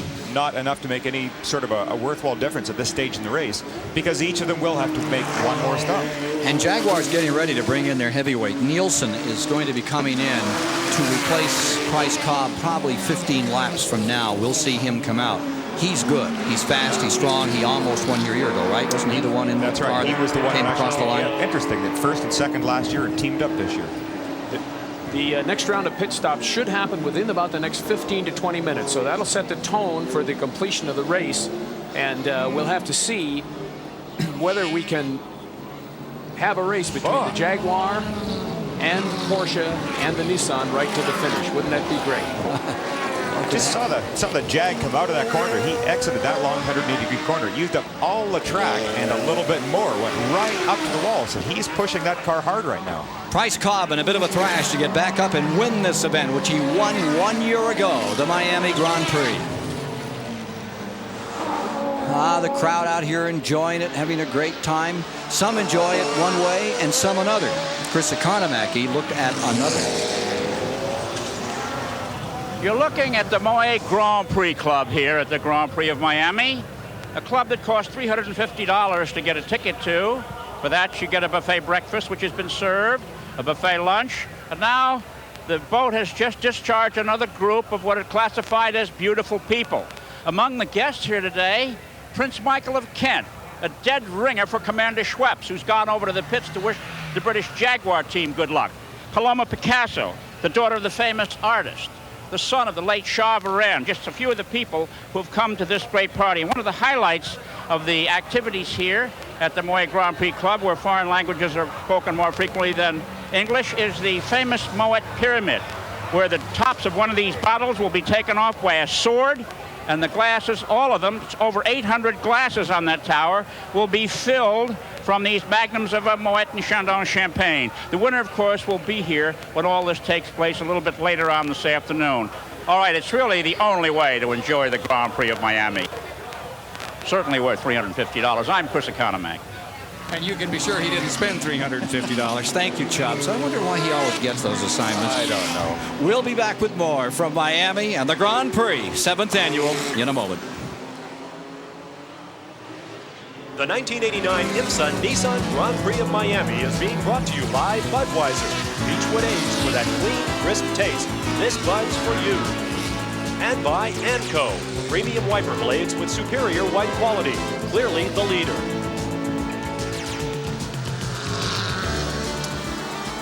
With Tom Blackcollar, Bill Adam, I'm Ken Squire, topside. In the pits today, Chris Economaki and Bob Barsha covering the 7th annual Nissan Grand Prix of Miami, and watching currently as Jaguar is holding 3rd spot. In 2nd is the Porsche 962, and out in front at the present time, rather I'll change that. Nissan is in 2nd and Porsche 962 is in the lead. 1st to 2nd is 10 6/10 of a second. Jaguar number 61 of Price Cobb is the 3rd place car trying to move up. In that 2nd spot, it is Chip Robinson driving the Nissan, and the Porsche, Bob Wallach, who's been in the car from the outset, continues to dominate. I just say that the car that we just watched Wallach go by, the Blackmaster car of John Gunn, seems to be getting into a lot of people's ways today. I don't think he's winning too many friends, and he just almost made an incident there for Wallach. Well, that car also was in a major incident in practice yesterday, John Gunn's car. Part of the fun of IMSA racing is getting around the other cars, and the big cars use the camel lights like billiard balls, and It actually makes it quite exciting, and a lot of people gripe about it, but as long as the slower cars hold the line, it's really up to the guys in the big, fast cars to look out and make sure that they get around safely. Must be very hard for both categories because you do have to look out for each other out there, and you want to go so strong. And those Camel Light people, they're as determined as these guys. There's a lot of racing expertise and prowess there. Oh, definitely there is. I tried a whoops. 98, that's the Toyota sitting there that spun out on turn 5. 6th place car, Chris Cord at the controls of Dan Gurney's last remaining hope in this race. The 99 car has retired. Looks like there still is hope for that car, Ken. He's backing and filling, trying to get back on the track. Doesn't look like he hit anything. But yes, he's underway. You can see his wheels spinning. He's going to have to back up now. No. Whoa, this is a dangerous spot. Terrible. And staying in it, too. There he goes. He looks to be unharmed. 3rd place car coming around him. Price car. Let's see what happened here. Here we have again this long corner. And watch just the top of the screen. There he gets sideways. There might even have been a little bit of an impact between those two cars because the car immediately coming into our picture. I can't even, no. You can see on the screen exactly where it happened. It's a quick right that leads into an even tighter left. Right. Out of turn 5. Yes. I think you're right, Tom. He will be able to continue. It's like no serious damage there. With the other Toyota out of the race, that's good for Dan Gurney's Eagle team. They at least still can have one car in the race. Chris Cord was telling me they've tested these cars a great deal. However, they haven't raced them very much, and this is their first real baptism of fire on a sprint race course. 6 previous races, the Porsche 962 has won 3 of them. There's a Chevy March that won the first race. Jag has won here, and Nissan in '87. Here's Bob Wallach, still looking as collected as when the race started. See, that smile is still firmly in place. Having a pleasant afternoon. He's got his collar undone on his fire suit there, and the SCCA would throw him out of the race for that. It's a good thing this is IMSA. Bob is the A.J. Foyt of IMSA. I don't think anybody would try and throw that man out. He's the one that took on A.J. Foyt, as you recall, a few years ago. I do remember. In no uncertain words. Look at how the windshield's starting to pick up a little bit of a haze on it now. It's just getting a little harder to see. Watch when we get it. Look at this as we get into the sun now. The glare starts to get a lot worse. And this is really where it gets dangerous. It sometimes makes it difficult to pick up little spots of oil or tiny piece of debris on the track. Back to turn 2. Let's go to the Nissan camera for a moment. Now, look at the difference in windshield. You can clearly see everything on the pavement. There is no problem with this windshield at all. There's a possibility this may be a glass windshield in the Nissan, and perhaps in the 962 chassis they're using a Lexan, a plastic type of windshield. Some people do this to save a few pounds of weight, and the only disadvantage is that it really scratches up very, very quickly. Bill, the margin between the Nissan that we see here and the Jaguar driven by Bob Wallach is growing by about a second a lap. There it is. The car number 61, Price Cobb in that Jaguar, maintaining that 3rd spot. Jaguar's debut in the IMSA Camel GT Series last year was the most successful in series history, but they were still outgunned. And this year, they've come back even stronger. Bob Barsha has more.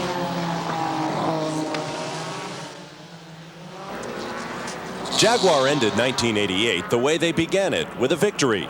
But tempering their success was the fact that John Nielsen finished 2nd in the Drivers' Championship to Geoff Brabham of Nissan, who won 9 races and the title. This year, Nielsen wants revenge. Well, what it's going to take, it's going to beat the Nissan, isn't it? I think that's the car this year also, and we've done a lot over the winter, and with something new coming up, so I think we can do it this year. Among the improvements Jaguar made this year include better cars and a new recruit, the finest Porsche driver in America the last 3 years, Price Cobb. I think the thing that they were looking for was that another American driver that could perhaps match John Nielsen's coolness and, knock on wood, the ability not to make mistakes under pressure, and I think that's what I bring.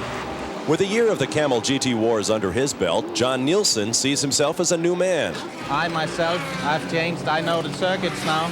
It was brand new to me last year. Also, or America as such, I haven't been here. So I think I'm better. The team is better. So we can only look forward to a good and healthy season.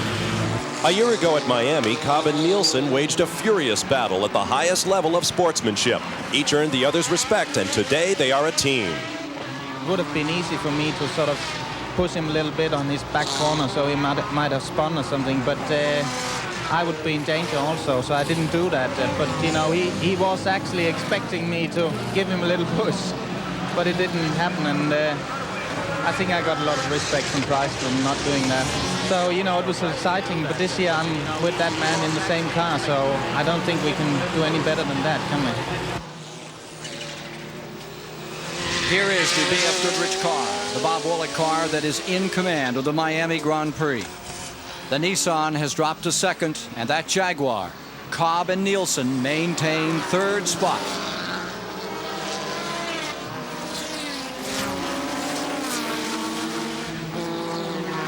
There's a grand struggle going on for fifth place, and here you see it.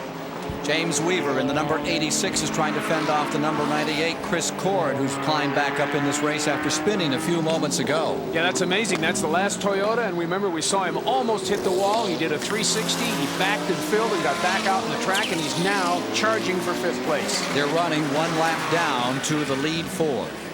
And having a pretty good battle here right now, too. They still have to try and get back up as far as they possibly can. You don't want to slide too far back. We saw in an earlier race today in the GTO event that something that seemingly looks locked up can change in one heck of a hurry. Howard Cherry going a lap down to this contest. There you see him 42. Yeah, happy birthday, Howard. Today's his birthday. Car in the fifth position remains the James Weaver car. Bruce Levin. Heat is beginning to take its toll out here. The drivers being cooled down back there in the pit area. Maybe one of the Shelton drivers. The temperature inside the car is probably around 125 degrees today, Ken, because it's about 85 outside, very humid. If the cool suit isn't working, it really boils the driver. Here's the B.F. Goodrich car. You're riding with the leader now. Bob Wollek, who has been in this car. Everyone else has gone for substitutes among the major contending teams. Not this B.F. Goodrich Miller team. Bob Barger. Ken, the Porsche 962 has won 50 races. All of those races use engines tuned by the Andile Company out in California, headed by this man, Alvin Springer. Alvin, a year ago, everybody was ready to put the 962 in its grave. Too slow, too old, not able to keep up with the technology of the Nissan and the Jaguars. Now, all of a sudden, we've won the 24 hours of Daytona once again. We're leading here. What's the secret? I believe that the main credit has to go to the BFG Miller team in getting a car, the 962, to updating it to chassis-wise. BF Goodrich tires, very good, and I would say a little credit has to go to us because we enhanced over the winter time the electronic boost control and a couple of tricks to the engine, and we're not dead yet. Now Germany is sending over water-cooled heads and dual turbochargers and things of that nature. Is there life in the 962 yet? I believe so, because the Busby team is going to build a new car in conjunction with us, and I hope if we're going to get a new engine in there that we be more competitive than here. Porsche and Andile looking for win number 51 today. Right now they have a pretty fat advantage over that second place, and between second and third it's 24.5 seconds. That's the battle between the Nissan in second and the Jaguar that is currently in third. There's your leader, number 65. Let's find out more about that heat exhaustion story that we saw developing. Here's Chris Economac. Well, you're looking at driver Steve Shelton. He's getting fanned by one of the attendants. The medical crew is standing by, and he's taking oxygen. He said earlier it's extraordinarily hot. It looks like he's come out of it okay. He's sitting there. This is a tough game. And you can see his head is down, and he is showing the results of the fatigue at the wheel. This was the fastest qualifying of the Lights cars. See if we can't find out just how he feels. Steve, you okay? I'm fine, Chris. You look bad there for a minute. Just a long hour and 40 minutes in there. It's very hot. Okay, there you hear from the man himself, and he's okay. Back to you. Steve Shelton, who did some very good running in the Formula Atlantic series. Steve is used to driving those open cockpit cars, Ken, where you get to breathe. Inside these cars, it's 120, 130 degrees, and it really gets hot, as you can see. How about it? How much of this do you think is heat, and how much could be carbon monoxide? I don't really know how much of it is carbon monoxide. I think this almost tends to be the latest trend at one of the new gimmicks. Mostly heat. When we used to do testing with the GTP Jaguar, we were just starting to learn about duct and cool air in. We could test on a track and be all alone, and you'd suffer just as much as you would in a race, because the temperatures are so severe. And everything inside the car is either aluminum or fiberglass, and it radiates the heat at you, and you're breathing hot air, which seems to hurt you more than anything. If you get a little bit of cool air in that you can breathe, that will just psychologically refresh you. As we look at the overall standings in the race, Tom Blackcaller, that Scott Schubert Linda Ludeman car continues to lead in lights, and they're really running an excellent event. This is as good as I've ever seen. That's a Buick powered Spice, and it's prepared by Phil Creighton, who's got a lot of experience doing that. And Scott is going to turn it over to Linda Ludeman, the only woman driver in the race this afternoon, and it'll be very interesting to see what happens. Linda's been practicing in the Barbara Saab series. As we see the leader, the 67 car, who continues to gain about a second a lap on the 83 Nissan car. There's that battle still continuing further back for fifth spot. That's Weaver in the 86 and Chris Cord in the 98 here in the Miami Grand Prix.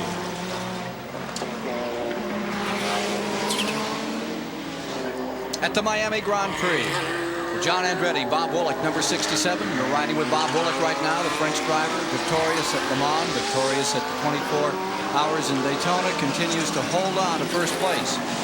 Car in jeopardy is the car that won here in '87, led last year until it had a brake problem. The number 83 Nissan with Chip Robinson taking over the controls and immediately losing the lead. Albert Neon has come to third spot in the event, and the Jaguar has slipped back into fourth. They've just been in the pits. There's been a driver change, and Bob Barsha has more on them. Bryce Cobb just climbed out of the number 61 Jaguar, giving over to his teammate John Nielsen, who'll take it the rest of the way. And Price is one whip puppy. I can tell you, when he got out of the car, I asked him if he could talk to me. It was all he could do to raise his eyes and look at me and say, just give me a minute. Now team manager Tony Dow is chatting with him, getting what information they can out of him about the performance of the car. And as you can see, I think Tony is reasonably happy with the way his new man has performed today. Price put that car up in the top three and has been there hounding Chip Robinson through the later stages of this race.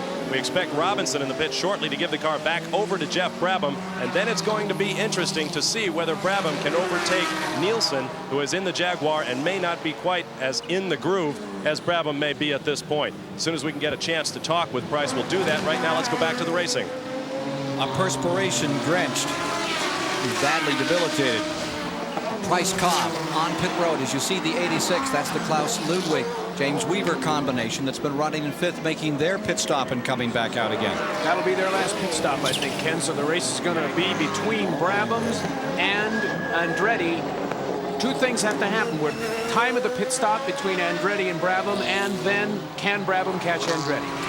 We'll check the interval between first and second to give you folks a better idea of how that is on the front of the race. Meanwhile, John Nielsen is currently in the 61 after a full year on the IMSA circuit. We asked John Nielsen what Jaguar's attitude was on Campbell GT racing.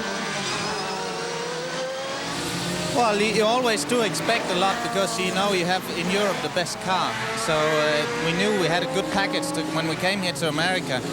But because of the rules and things like that, we couldn't actually use the full or use the package to the full advantage, because we had to cut down our engine sizes and things like that. So it did give us a bit of a setback, and we tried to do the best we could. And I guess generally Jaguar made a good impression to the IMSA racing series and the American scene. So it was nice. They've certainly been a great addition to have Jaguar, but do you really believe they build the best cars in Europe? Well, yes, I suppose I do. How about you, Blackcaller? Oh, no, I don't think they do. The Nissan people have some pride, and the Toyota people. We could start a little war.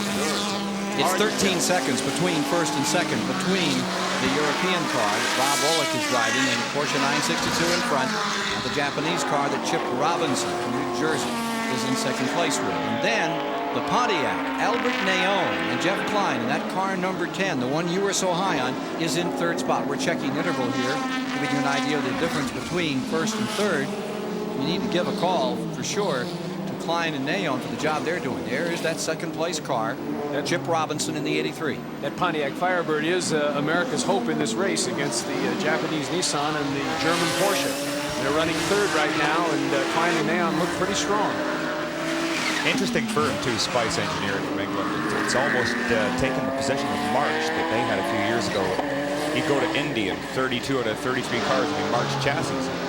Now to have a successful GTP Light effort, you almost have to buy a Spice chassis, and they've come out with this very, very successful pure GTP car that's an extremely good chassis. Just look at that glare coming down the straight. See, that's just heading south on Biscayne Boulevard, some buildings in the distance. See the Freedom Tower right there on your right. Yeah. Well, the tactic of the BF Goodrich team, which is to run hard in the middle of the race, seems to be working very well. He's going to turn the car over to Jeff Andretti with about a 15-second bulge over the Nissan. And here he comes into the pit for the final pit stop. It's going to be very critical that they get this done within 30 seconds. Let's take a look. Leader on pit road. Okay, Bob Wallach comes into the pits. John Andretti, who's been waiting all day long for this opportunity to get in the car, helps him off with the seat belts. And in the meantime, the front tires are being changed. Fuel is going in. This should be the last stop for this car. But look at this. Mr. Wallach is going to go it alone. He's going to pull the Ironman trick, and that's what John Andretti was worried about. He's not going to get a chance to drive today. Mr. Wallach's got a big ego. Mr. A.J. Foyt can tell you about that. 31 and 2/100 seconds, and he stalls the car going out. Bob Wallach wants to play the Ironman, and two men have run up pit road to push him to get him started.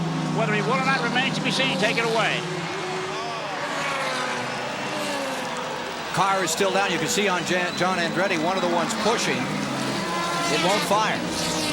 The leader on pit road, and the car will not fire. They got it now. It is away. Costly time on pit road for car number 67. That cost him about 15 or 20 seconds, Ken, so we'll see what happens. That evaporated his lead, and after the Nissan stops now, if the Nissan can stop within 30 seconds, it'll be a dead heat. Chris, what went on down there? Well, I called to talk to Jim Busby just a little bit ago, and I get the feeling that Busby owns the team, is the team manager. John Andretti didn't know when he was going to race. Bob Wallach is running this operation from the cockpit. He does have a big ego. He got into it at Daytona a couple of years ago with A.J. Foyt, and he wants to be the Ironman. He wants to go the whole race alone, and it looks like he's going to do that. But it's interesting that they did not know he was going to come in. Moments before he came in, Jim Busby said we can go for another 25, maybe 30 minutes. And then over in a moment's notice, everybody scrambled with no planning. Bob Wallach is in charge here. He is certainly amazing. Just phenomenal performance. He has done it before, and he continues to do it.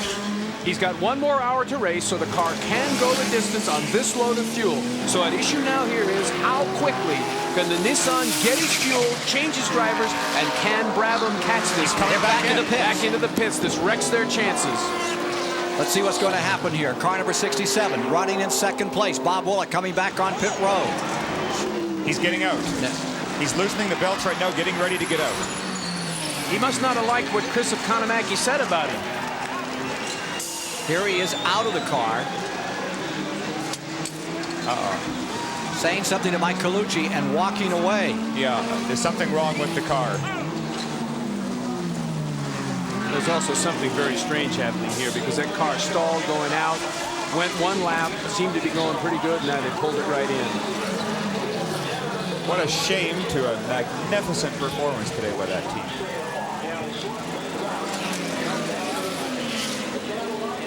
Here's Chris Economaki. Oh, here's this tired man. Bob, a great drive so far, but what brought you in? I have a vibration from the transmission, and I don't know what it is. So I don't want something to break and hit the wall.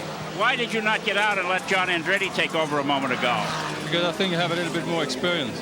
Okay, there you have it, right from the man, hot and sweaty and disappointed, out of the race with a vibrating transmission. We'll be back with more of the Miami Grand Prix after these words.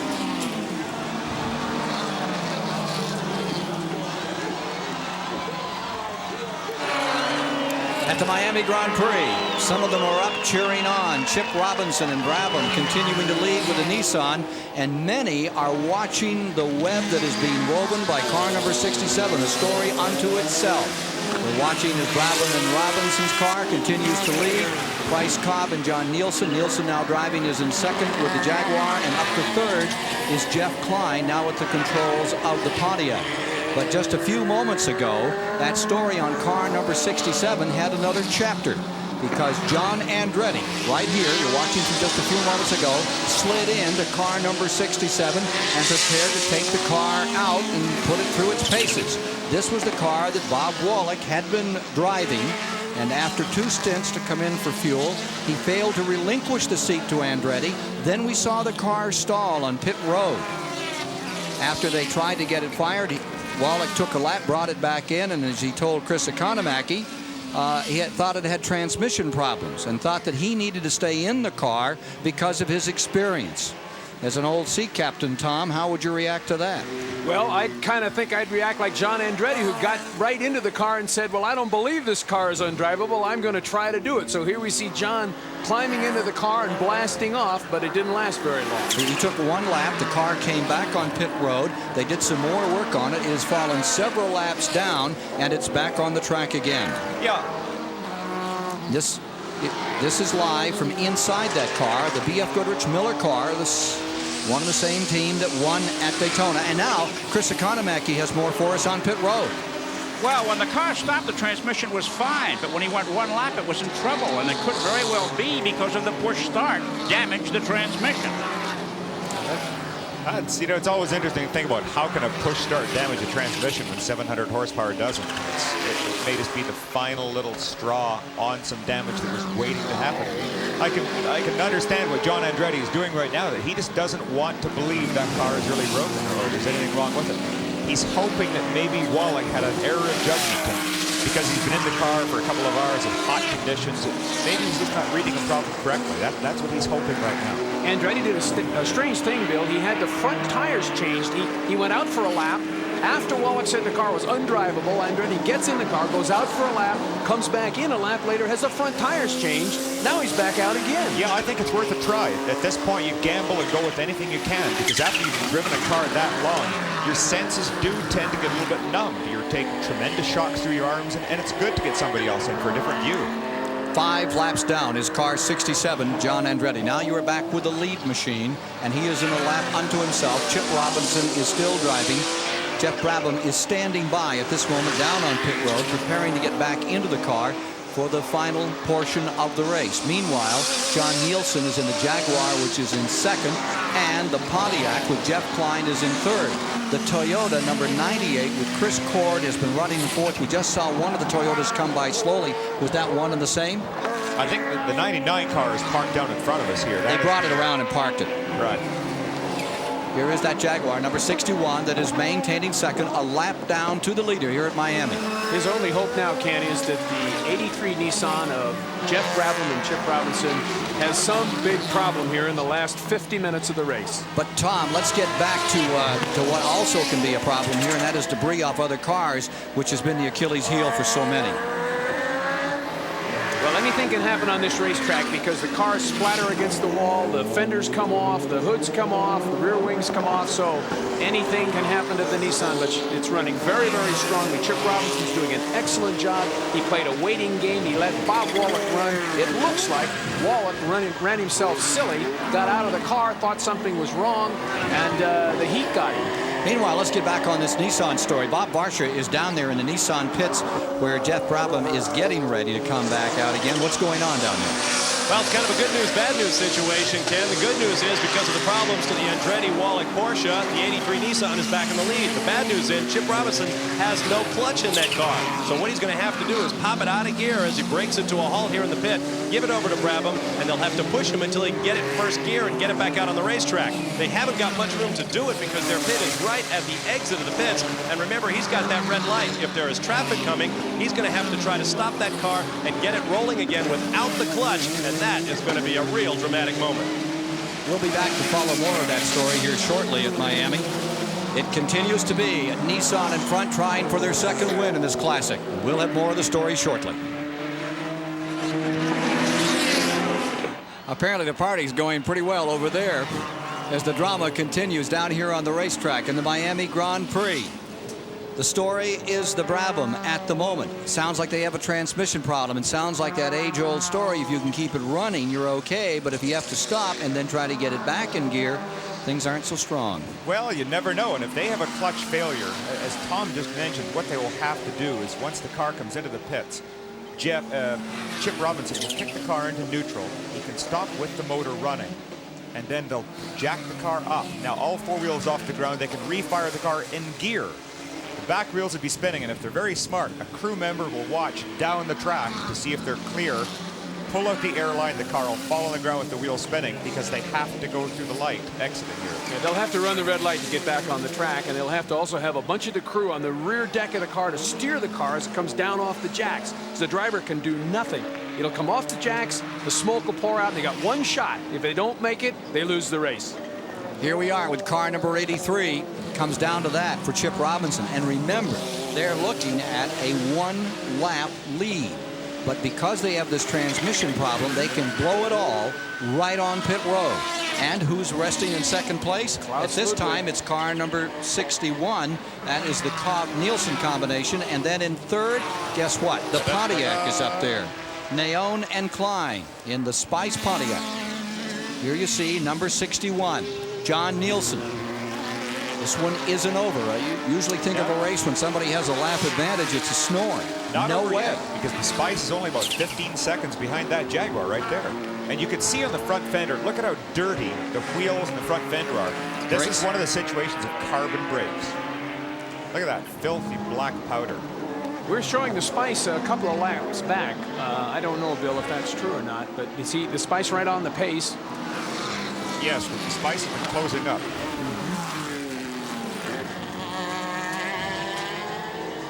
Meanwhile, here's the 67 car running back in the 6th place with John Andretti now driving. We asked John about the Andretti intra-family rivalry while at the 24 Hours of Daytona. Well, for me, the opportunity to beat my uncle and my cousin is that much better because they're that step ahead further than I am. And obviously they have less to prove at their stage than I do at mine, so there is that sort of competitiveness, but I'm not out there to beat them any more than anybody else because I'm out there to beat them all, and hopefully very badly. John Andretti, Chris Economaki has more. While walking down pit road, the crew chiefs and all the pits that the number 67 Porsche crossed after it was pushed agree that when Wallach finally got going, he, quote, wound up the CV, or constant velocity joint, which led to the car's problems it's experiencing now. So it was that stall and the eventual restart that led to its difficulties. Back to you, Ken. And the issue now is, Chris, what will happen when the Nissan number 83 comes in here with a transmission problem in getting rekindled the flames and back into this race? They're going to have a potential problem here. It could be very spectacular. It's a good example of just how fragile these race cars really are. One little thing like that mistake Bob Wallach made in stalling the motor cost him the race. Now there's that little Ferrari moving over and letting car number 83 Chip Robinson through. There have been 2 full cautions thus far in the race.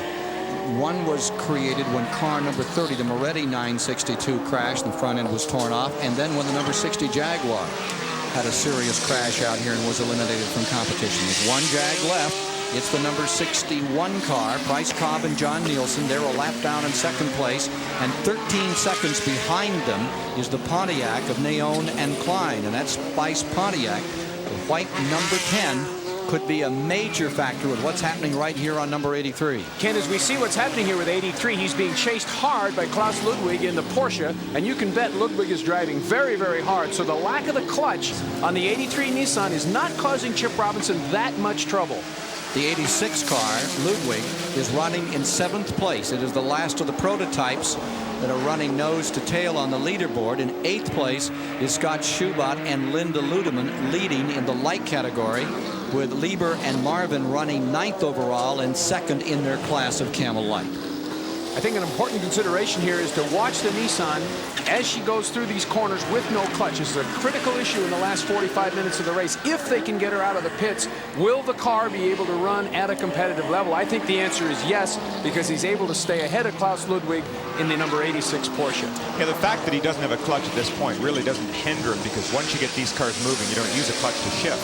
It's similar to a large truck where the transmissions, or in this case transaxles, don't have synchromesh.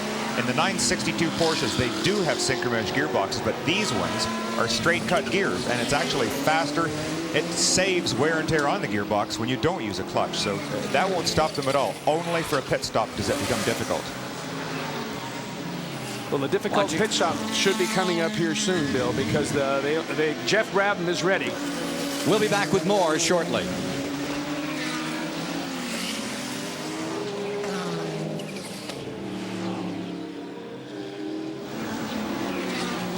The leader is pitting. Chip Robinson onto pit road. Geoff Brabham is standing by. Let's go to the leader's pits. Okay, Geoff Brabham's playing traffic cop, very calm, cool, and collected as number 83 comes in. Stop. We start our stopwatch, and Chip Robinson gets out, talks briefly to Brabham. Long-handled windshield cleaner in action, front tires, rear tires as well. It'll be a brand new car and lots of fuel going in with fumes. The volatile fuel these turbo cars use. This is a fast stop. And away he goes in 24.81 seconds. And now let's find out from Mr. Robinson what kind of shape this leading car is right now. He's watching very carefully as it gets pushed out. And everybody's applauding here in the pits. Shelton's number 62 has crashed. Number 62, that Porsche 962 with Derek Bell and Shelton, is in the wall. That's Tom Shelton sitting in the car right now, and he appears hurt. That's just out of turn 11. He hit on the right side of his car, the driver's side of the car, and he looks like he might be trapped in the car. The driver, he'd usually get out fast if he could. The foot boxes in the 962s, they're very, very small. And of course, he's coming out of a corner, so his right foot's going to be hard down on the throttle. What would happen at that point when the front end hits the wall is to pinch the aluminum box around his foot, sandwiching it between the wall and the brake pedal. Tom Shelton out of Fort Lauderdale, Florida, trying to get himself out of this thing. Yeah, he's okay. Back with the leader. It is Brabham in command. The second place car a lap down is Nielsen, number 61. Chip Robinson standing by with Chris Economaki. Excuse me. Chip, what kind of shape is your racing car these days? Well, it's not bad, but there's no clutch. I'd say 15, 20 laps into my stint, the clutch went away completely, and you're shifting without the clutch. What does that do to your lap time? Well, every once in a while, it'll throw some inconsistency in them because it'll hang up in gear as you're trying to downshift. It's pretty easy going up. But the big concern was getting out of the pits, and Geoff was able to get, they gave him a push, and he was able to get it in gear, and that went all right. So we should be all right now. Okay, so you're confident you can keep it up front there? I think so, yeah. Okay, thanks very much for your help. Here you hear it from Chip Robinson. Taking the lap back and now running in the lead lap is number 61. You saw what happened. We have two cars now in the lead lap. And you see now Steve Shelton being taken from his car. He's injured one of his feet. Being assisted back just behind the wall in turn 11. Shelton out of his car after this crash at turn 11. Tom Shelton of Fort Lauderdale, Florida. How unfortunate. That was just really sad that Tom had this car for a single race. The car has already been sold to a Canadian businessman, and Tom is not happy right now. He's in some pain, but he was walking under his own power. Well, that Canadian businessman is going to get a somewhat crumpled Porsche 962, but the cars are resilient and it can be rebuilt. And the next car we're likely to see Tom and brother Steve Shelton in is one of the new Ferrari F40 supercars. The Shelton brothers run the nation's most successful Ferrari dealership out of Fort Lauderdale, Florida. They're going to get one of those new F40s, bring it over here and try to run it in the GTO class. They leave for Italy next week. Tom Shelton looking somewhat in pain and a great deal of frustration after his effort ends here in turn 11, the Miami Grand Prix.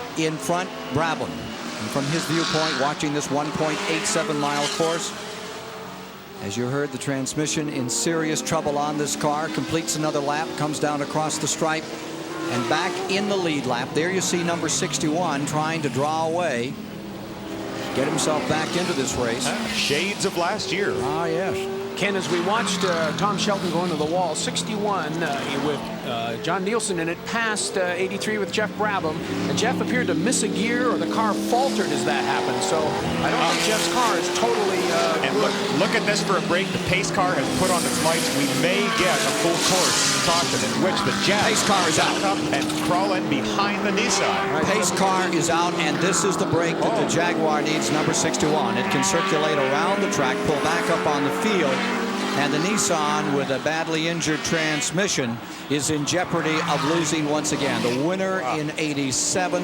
last year dominated, then the brakes had problems. This year it is transmission that's creating the problem. Jaguar here, the 61 car is going to gain almost 2 miles just by the stroke of fate that Tom Shelton went in the wall. The pace car will pick up 83 Geoff Brabham. Brabham will have to stay behind the pace car, and Nielsen will race like hell to catch up from 2 miles behind. 1 lap down is the Pontiac in third. We'll be back for the conclusion of the Miami Grand Prix shortly. Don't forget, every week, lead off your motorsports coverage with Dave Despain, highlighting the week's top Formula One, kart, NASCAR, IMSA, other events, and profiles of the men behind the wheel. Auto racing's latest news and previews of the top weekend events Thursday evening, 6 o'clock on Motor Week Illustrated. And on Friday night at 7:30, join Bob Jenkins and Larry Newber for more of the top motorsport stories of the week. It's just one more reason why ESPN racing coverage wins awards as the most comprehensive of its kind in television. ESPN, your driving force in auto racing coverage. We are here at Miami, final moments of the 7th annual Nissan Grand Prix of Miami. At this point, Nissan is in front. The situation is this. Chip Robinson has stepped out of number 83. Geoff Brabham is back in. They have a serious transmission problem. A caution came out for Tom Shelton, who crashed at turn 11, and it allowed John Nielsen's Jaguar 1 lap down.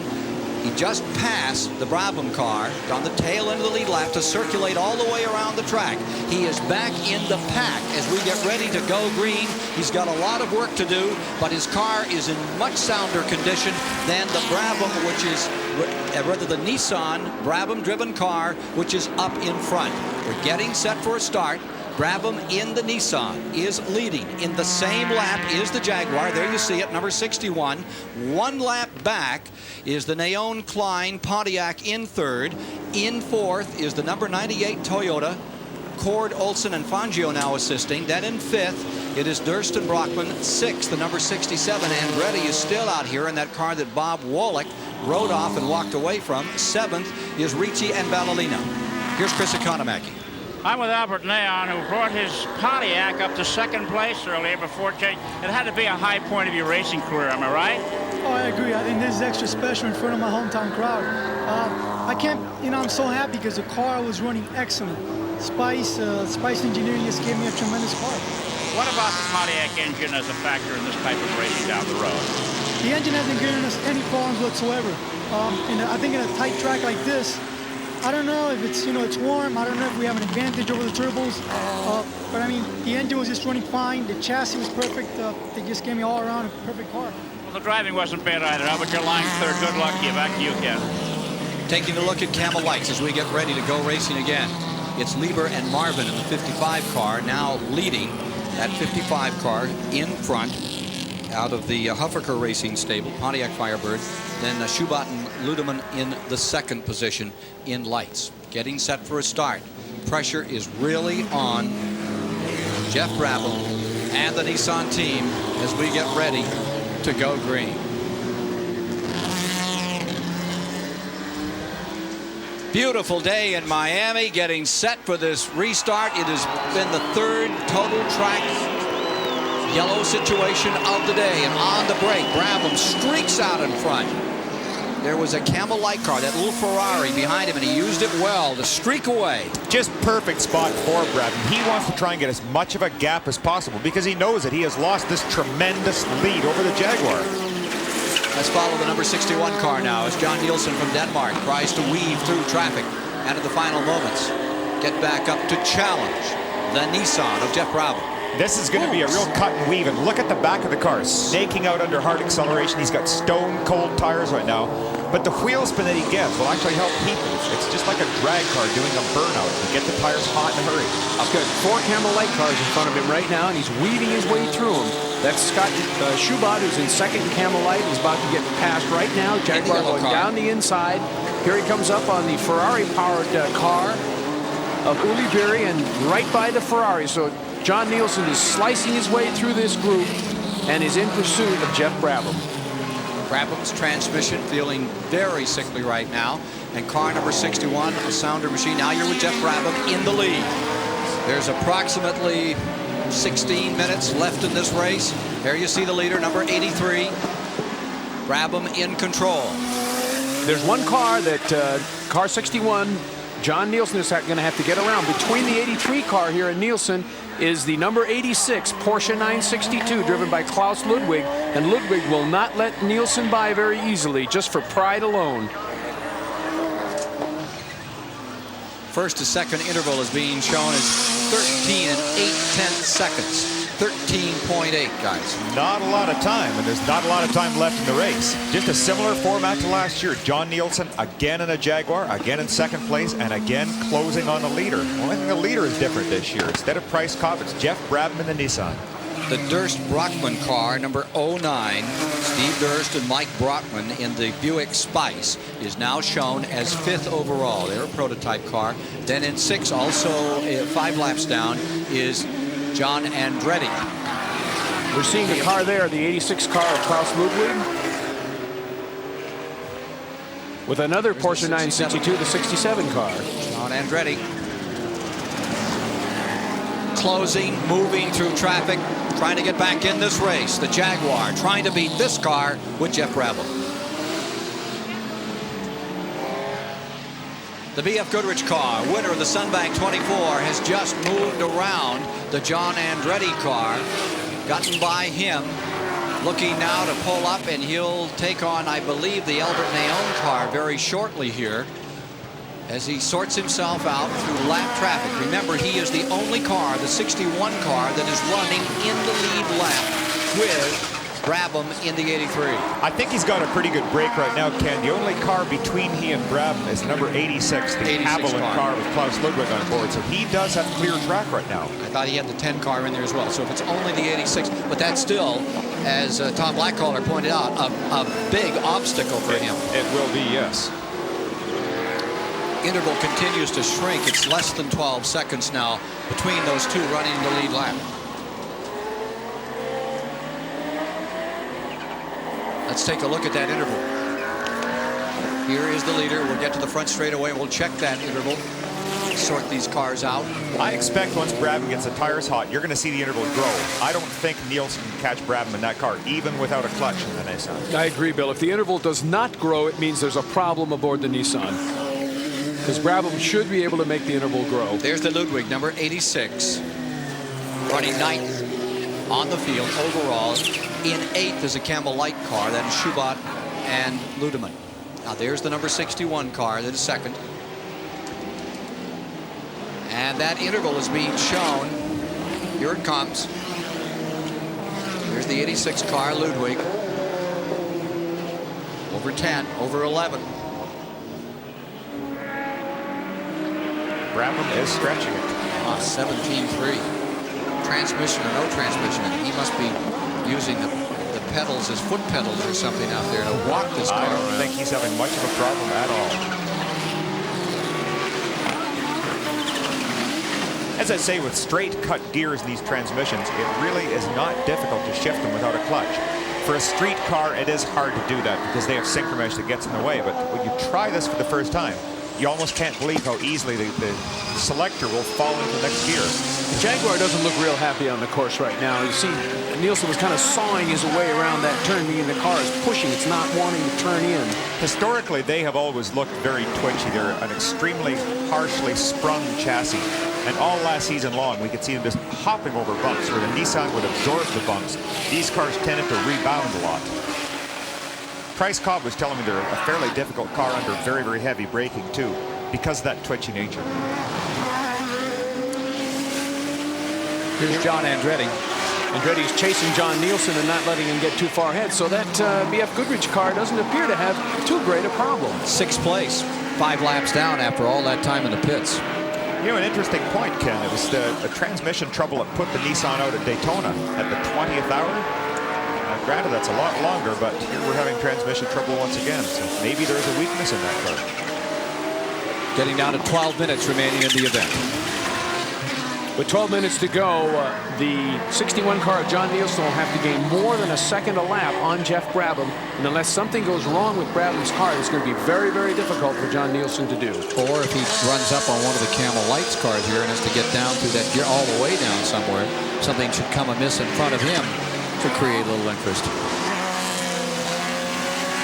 Geoff just cleaned off the Nissan Motorsport sign. Didn't he? He just adjusted the sign. That was great. Taking care of business. He is. Smart young man. Maybe he's having another child like Price Cobb. He's got to have the sponsor be real happy so that the baby will have new shoes. I would think, Tom, that the gentleman in charge of the pits down here, Mr. Kastner, was on the radio to him and saying, make sure they see the sign. Kastner's a boating champion. Did you know that? Yeah, I heard that. David Hobbs talked about that. Kastner's a sailing champion from Marina del Rey. They're taking over the world, Ken. We got to watch out for these guys. Gentlemen, down here on pit road, I've just made a quick walking tour of the Jaguar and Nissan pits, which are virtually next door to one another. And if the faces on the crew are any indication, Geoff Brabham and Nissan have this one in the bag. Their crew is slapping each other on the back and laughing and making plans for dinner. Down on the Jaguar crew, everybody's hanging heads like they were on the Cincinnati side of the Super Bowl. But right now, I'd say if the crew is any indication, Nissan feels like they've got this one won. It'll be win number 1 for the Brabham organization, the Nissan team. Geoff Brabham and Chip Robinson looking very good at this point. 17-second advantage in the final moments of the Miami Grand Prix.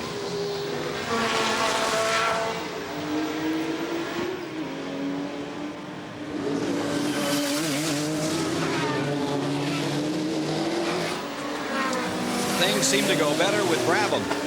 Geoff Brabham in the Nissan, extending the lead of this car.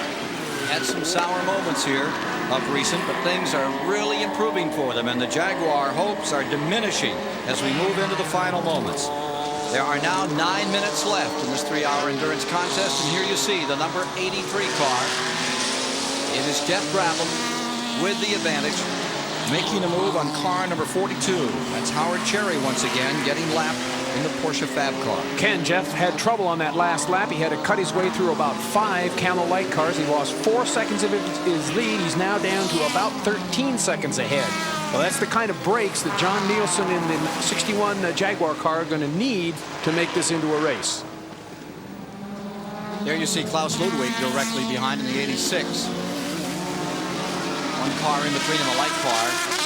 Ludwig trying to get sorted out, get a lap back. The number 86, 9th on the field. Here's the Jaguar in 2nd place, going around the Gaston Andre Ferrari Camel Light category. Again, just that twitchy characteristic of the Jag. The real heavy braking area in that car, it darts back and forth. It looks very, very difficult to drive there.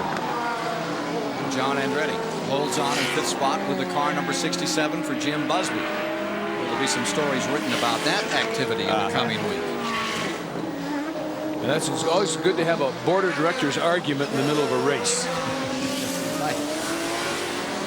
One very adversarial gentleman sitting in the chair that is most important.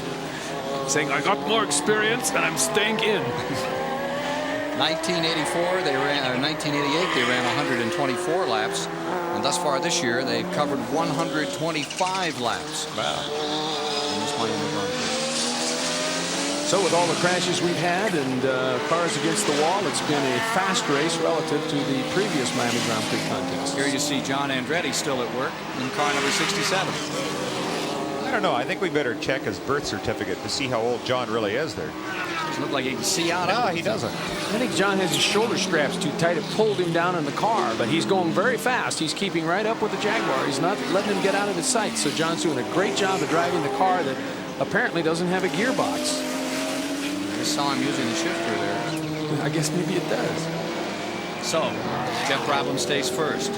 John Nielsen for Jaguar stays second. For Pontiac, Jeff Klein stays in third. Now there, Brabham is slowing down. Way That's down. the Haviland This is car. way down. This is a very slow. Now that happened to him before. It happened about 10 laps before. It's like he missed a gear, got it out of gear, got slipped out of gear, something like that. That will cost him another 3 or 4 seconds. And he's slowing down here. That car is going slowly right now. It exhibited that same characteristic about 10 laps ago. Now I'll bet we'll see the margin to be under 10 seconds now, as long as John Nielsen was able to keep hauling. Less than 6 minutes remaining. We may have a race here. Oh, geez. Where is that Spice? Well, he's back in third, and he's a lap down. He can still win it. The man that we want to watch is John Nielsen in the 61 trying to close up here. The early prediction from Bill Adam was to watch that Spice Pontiac. It was going to be formidable, and indeed it has been. It's the American hope. Third. I hate losing a prediction. Back at speed is number 83. Yeah, he's right back at speed. He hasn't lost much more, but his margin has to be decreasing.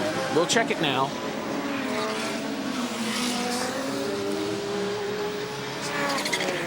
Looking for the Jaguar. The one man that is not looking for him is Geoff Brabham, sitting astride the Nissan number 83 in the 7th annual Miami Grand Prix. Margin is still up around 12 or 13 seconds, so Brabham with his little miscue didn't seem to lose very much. We're back with you once again. Time remaining about 5 minutes, a little less than 5 minutes in the Miami Grand Prix. The Nissan is out in front. Geoff Brabham seeking a victory, first one of the year. Ran beautifully in Daytona, but did not run the 24-hour distance. Here in this 3-hour contest, in the final moments, has the advantage, checking the interval between first and second place as they come around this time. The Jaguar of John Nielsen in the second position and closing on an injured Nissan, transmission giving it problems. The Nissan is acting a little bit erratically, but still holds a lead of around 12 seconds. It was about 12 seconds 1 lap ago. The Jaguar was not able to take advantage of the faltering transmission. Now, I'm afraid the margin that we're seeing right there is just a huge amount of time to try and be gathered back in the next 5 minutes of racing. 13 and a half. Hey, all of the Jag people can pray for right now is for the Nissan to have that little stutter step again. Whoops, you just see Nielsen just bounce it off the curb there. That was interesting, just a little haze coming from the front wheel there, that left front wheel area. Thing hanging off the front. Yeah, look at that again. There it is.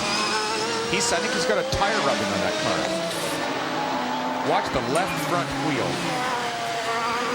Well, Tony Dow, the team manager of the Jaguar team, was telling me that he's sick of having a stiff British upper lip, but looks like they're going to have to do it again.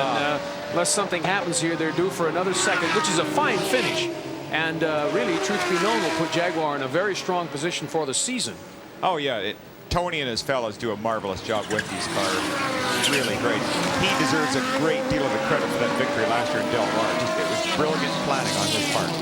Schubert and Ludeman continuing to lead in Camel Light. O'Neill and Steve Sheldon are in second, a lap behind them. Jim Downing is back up to third with Howard Katz.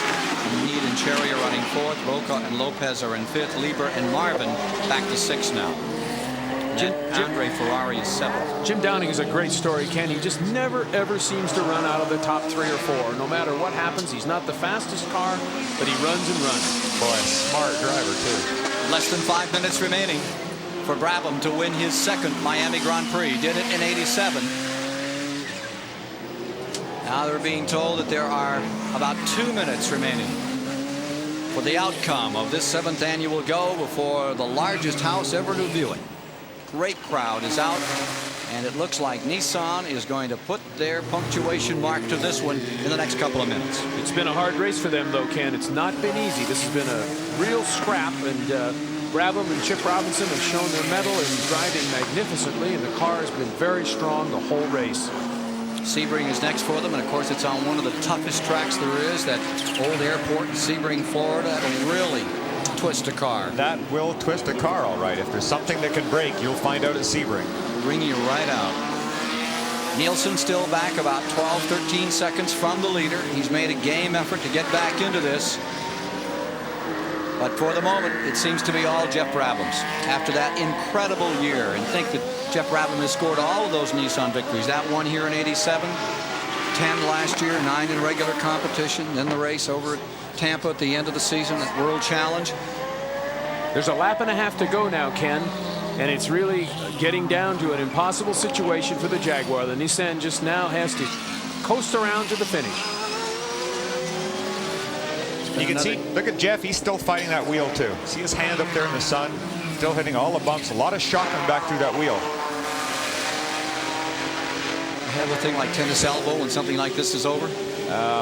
No, the proverbial green poultice will fix it. 20s and 100s and it'll feel just fine. I lost the whole function of my right arm after the Daytona 24-hour race in 1984. I couldn't move my right arm. For how long? Oh, for about 6 hours, something like that. A lap to go. One remaining. Geoff Brabham in number 83 is about to get this 89 season into the same winning mode that he established in 1988 when he set a record of 8 straight victories. What an example he sets. He is just so quiet and such a gentle person. Really, really a nice man to model yourself after. Drives beautifully. Again, here we have this car finishing the race, and once again, not a mark on it. How many times did we see that last year that he finished, the car looks like it could go into his shoulder? You know, one of the things about this race and this crowd as we're watching is the enthusiasm with which his victory will be greeted. You'd think you were at an NFL game or that the Miami Heat had finally warmed up or something. But they are really excited about this race. Yeah, the people in Miami do love motor racing. They're very, very enthusiastic. You can hear them cheering when they were on pit road making that driver change. No, that was when I stood up by the window, Ken. Here is Geoff Brabham in the final moments. Well, we're watching Geoff cruise to victory. Brent O'Neill is trying to catch Jim Downing for second place in Camel Light. That's back there a ways, but it's a good race. Here he comes. Down for the checkered flag. And the win is Nissan. Miami Grand Prix 1989. Chip Robinson, you see him standing there amidst the crew. A grand and glorious moment for them, and what a moment for Jag to get back into this race. They lost one car. John Nielsen gave them a tremendous run at the finish and came to within 12 seconds. Not that 4 1/1000ths of a second we saw a year ago, but an excellent run for a 3-hour contest. Naone and Klein will bring that Pontiac home in third, and the interval is 8 seconds between first and second. In this form of racing, that's a good finish. Not too bad at all. Hard-fought 3-hour race. Chip Robinson and Geoff Brabham did a terrific job driving. Looks like Scott Schubat's going to win in Camel Light. Jim Downing and Brent O'Neill are having a great fight for second.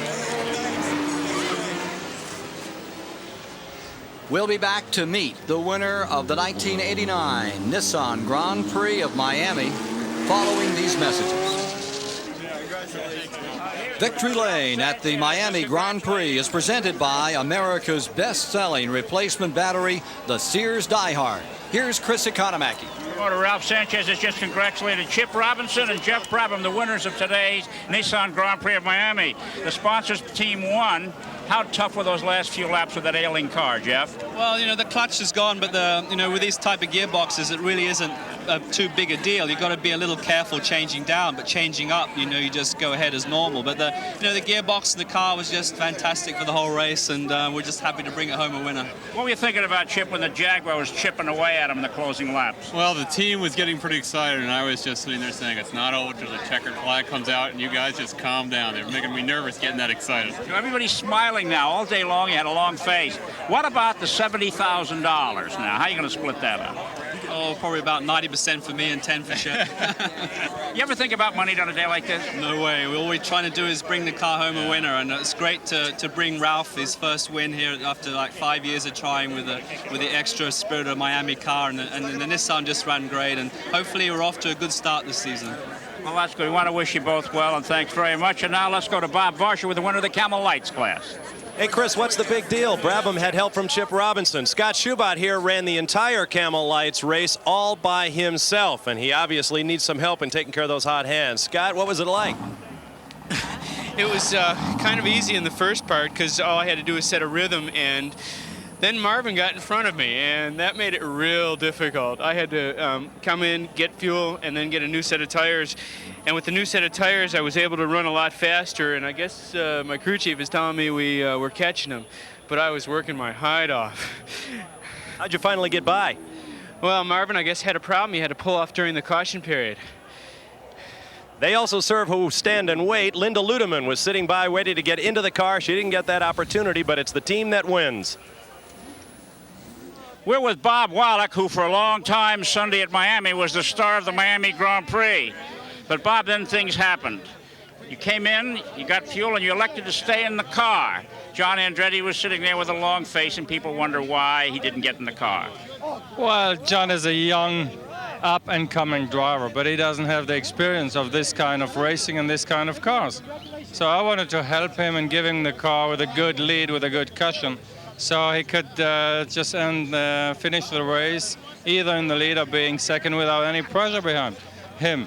And I don't think he should be sort of pissed off or disappointed. I mean, his time is going to come, and I would just want to help him. He didn't say anything, but then you stalled the car, and a lap later you brought it in with a trouble transmission. Some of the crew chiefs you went by said you rolled up the CV joint. Is that a correct observation? Well, I don't know what happened. You know, when I came in, I had a vibration on the left rear, and I sort of just blow a tire or chunked a tire, whatever, or had a flat tire. So I came in, asked for 4 new tires, because it was anyway about the time for me to come in and refuel. And I went out again on 4 new tires and still had the vibration, so I knew that something was wrong in the transmission. And I didn't want to risk anything. I didn't want to hit the wall and damage the car because we need it for the next race. So I came in and said, it's something wrong. They didn't believe me, and they wanted to send Andretti out. It's fine with me. But I wasn't going to drive it anymore because it was not safe. Was dangerous, huh? Well, not really dangerous, but when you have a vibration and you change tires, this vibration is still there, so you don't know what it is. And you aren't going to be able to win anyway, so why should you risk the car and the driver? There's no point. We see you at Sebring? Yeah, of course. Okay, that's it from Bob Wallach. Thank you very much. Well, the checkered flag is waved at Miami, and John Andretti was part of an interesting story. We talked to Bob Wallach about why he didn't get out of the car, and he said he didn't get out because he didn't feel you had enough experience. What was going through your mind when the car stopped and you went out there with your helmet on and he waved you away? Well, I mean, I'm very disappointed. I'm very disappointed in Bob that he would say that. The inexperience comes from the lack of being on a track, and that's really due to a lot of things. And unfortunately, it didn't work out. And you know, I'm all for Bob if he can pull it off and put the Miller Porsche in victory lane. What's this going to have? What kind of relationship is this going to have on the team when it goes to Sebring in a 12-hour race? When nobody can do that one alone. I don't know if anybody can do it alone. I guess Bob can, but we're going to be there with Derek Bell and myself and Bob Wallach, and hopefully, I think we proved that the Porsche can be very competitive, and we'll be there. Unfortunately, we broke the right front shock. And Bob got out of the car then, and I drove it, and I went almost as quick as he did, only by a half second, with a broken right front shock. So, and the seat falling all the way back. So I guess I can run as quick as him. What about he said the car was dangerous. The reason he finally got out was because of the vibration, he said, and he called the car dangerous. Did you find it that way? Hey, I'll drive anything as long as it's mobile, and it was still mobile, so I drove it. And a matter of fact, I got the checker flag, and the left front tire flew off. So I'm lucky that we got the checkered early, you know, otherwise one more lap and she would have been stuck in the wall. We'll look for you at Sebring, and thanks. Thank you. So there you have the winners. In Camel Light, it was Scott Schubart's team. Linda Ludeman standing by as the co-driver today. Downing and Katz came home in second in Lights. Looking at the overall finish, it was Geoff Brabham coming home first in the Nissan, then the Jaguar with John Nielsen came home second. The Pontiac finished in third in our final results, and the Toyota finds fourth place. Andretti and Wallach finish in fifth after all that controversy around that car this afternoon. In the light standings, Schubart wins, and Jim Downing back for second. O'Neill and Shelton finishing in third place. Average speed was 81.4 miles per hour. There were 3 full course cautions in the course of today's contest. The Nissan Grand Prix of Miami is won by Team Nissan. Chip Robinson and Geoff Brabham are successful for the second time for this team, winning earlier in 1987. For Bob Varsha and Bill Adam, Tom Blackhaller and Chris Economaki, I'm Ken Squire at Miami. The 1989 IMSA Nissan Grand Prix of Miami has been brought to you by Nissan, built for the human race. By Quaker State Motor Oil. The big Q stands for quality. Always has, always will. And by Dunlop High Performance Radials. Unleash the Dunlop legend.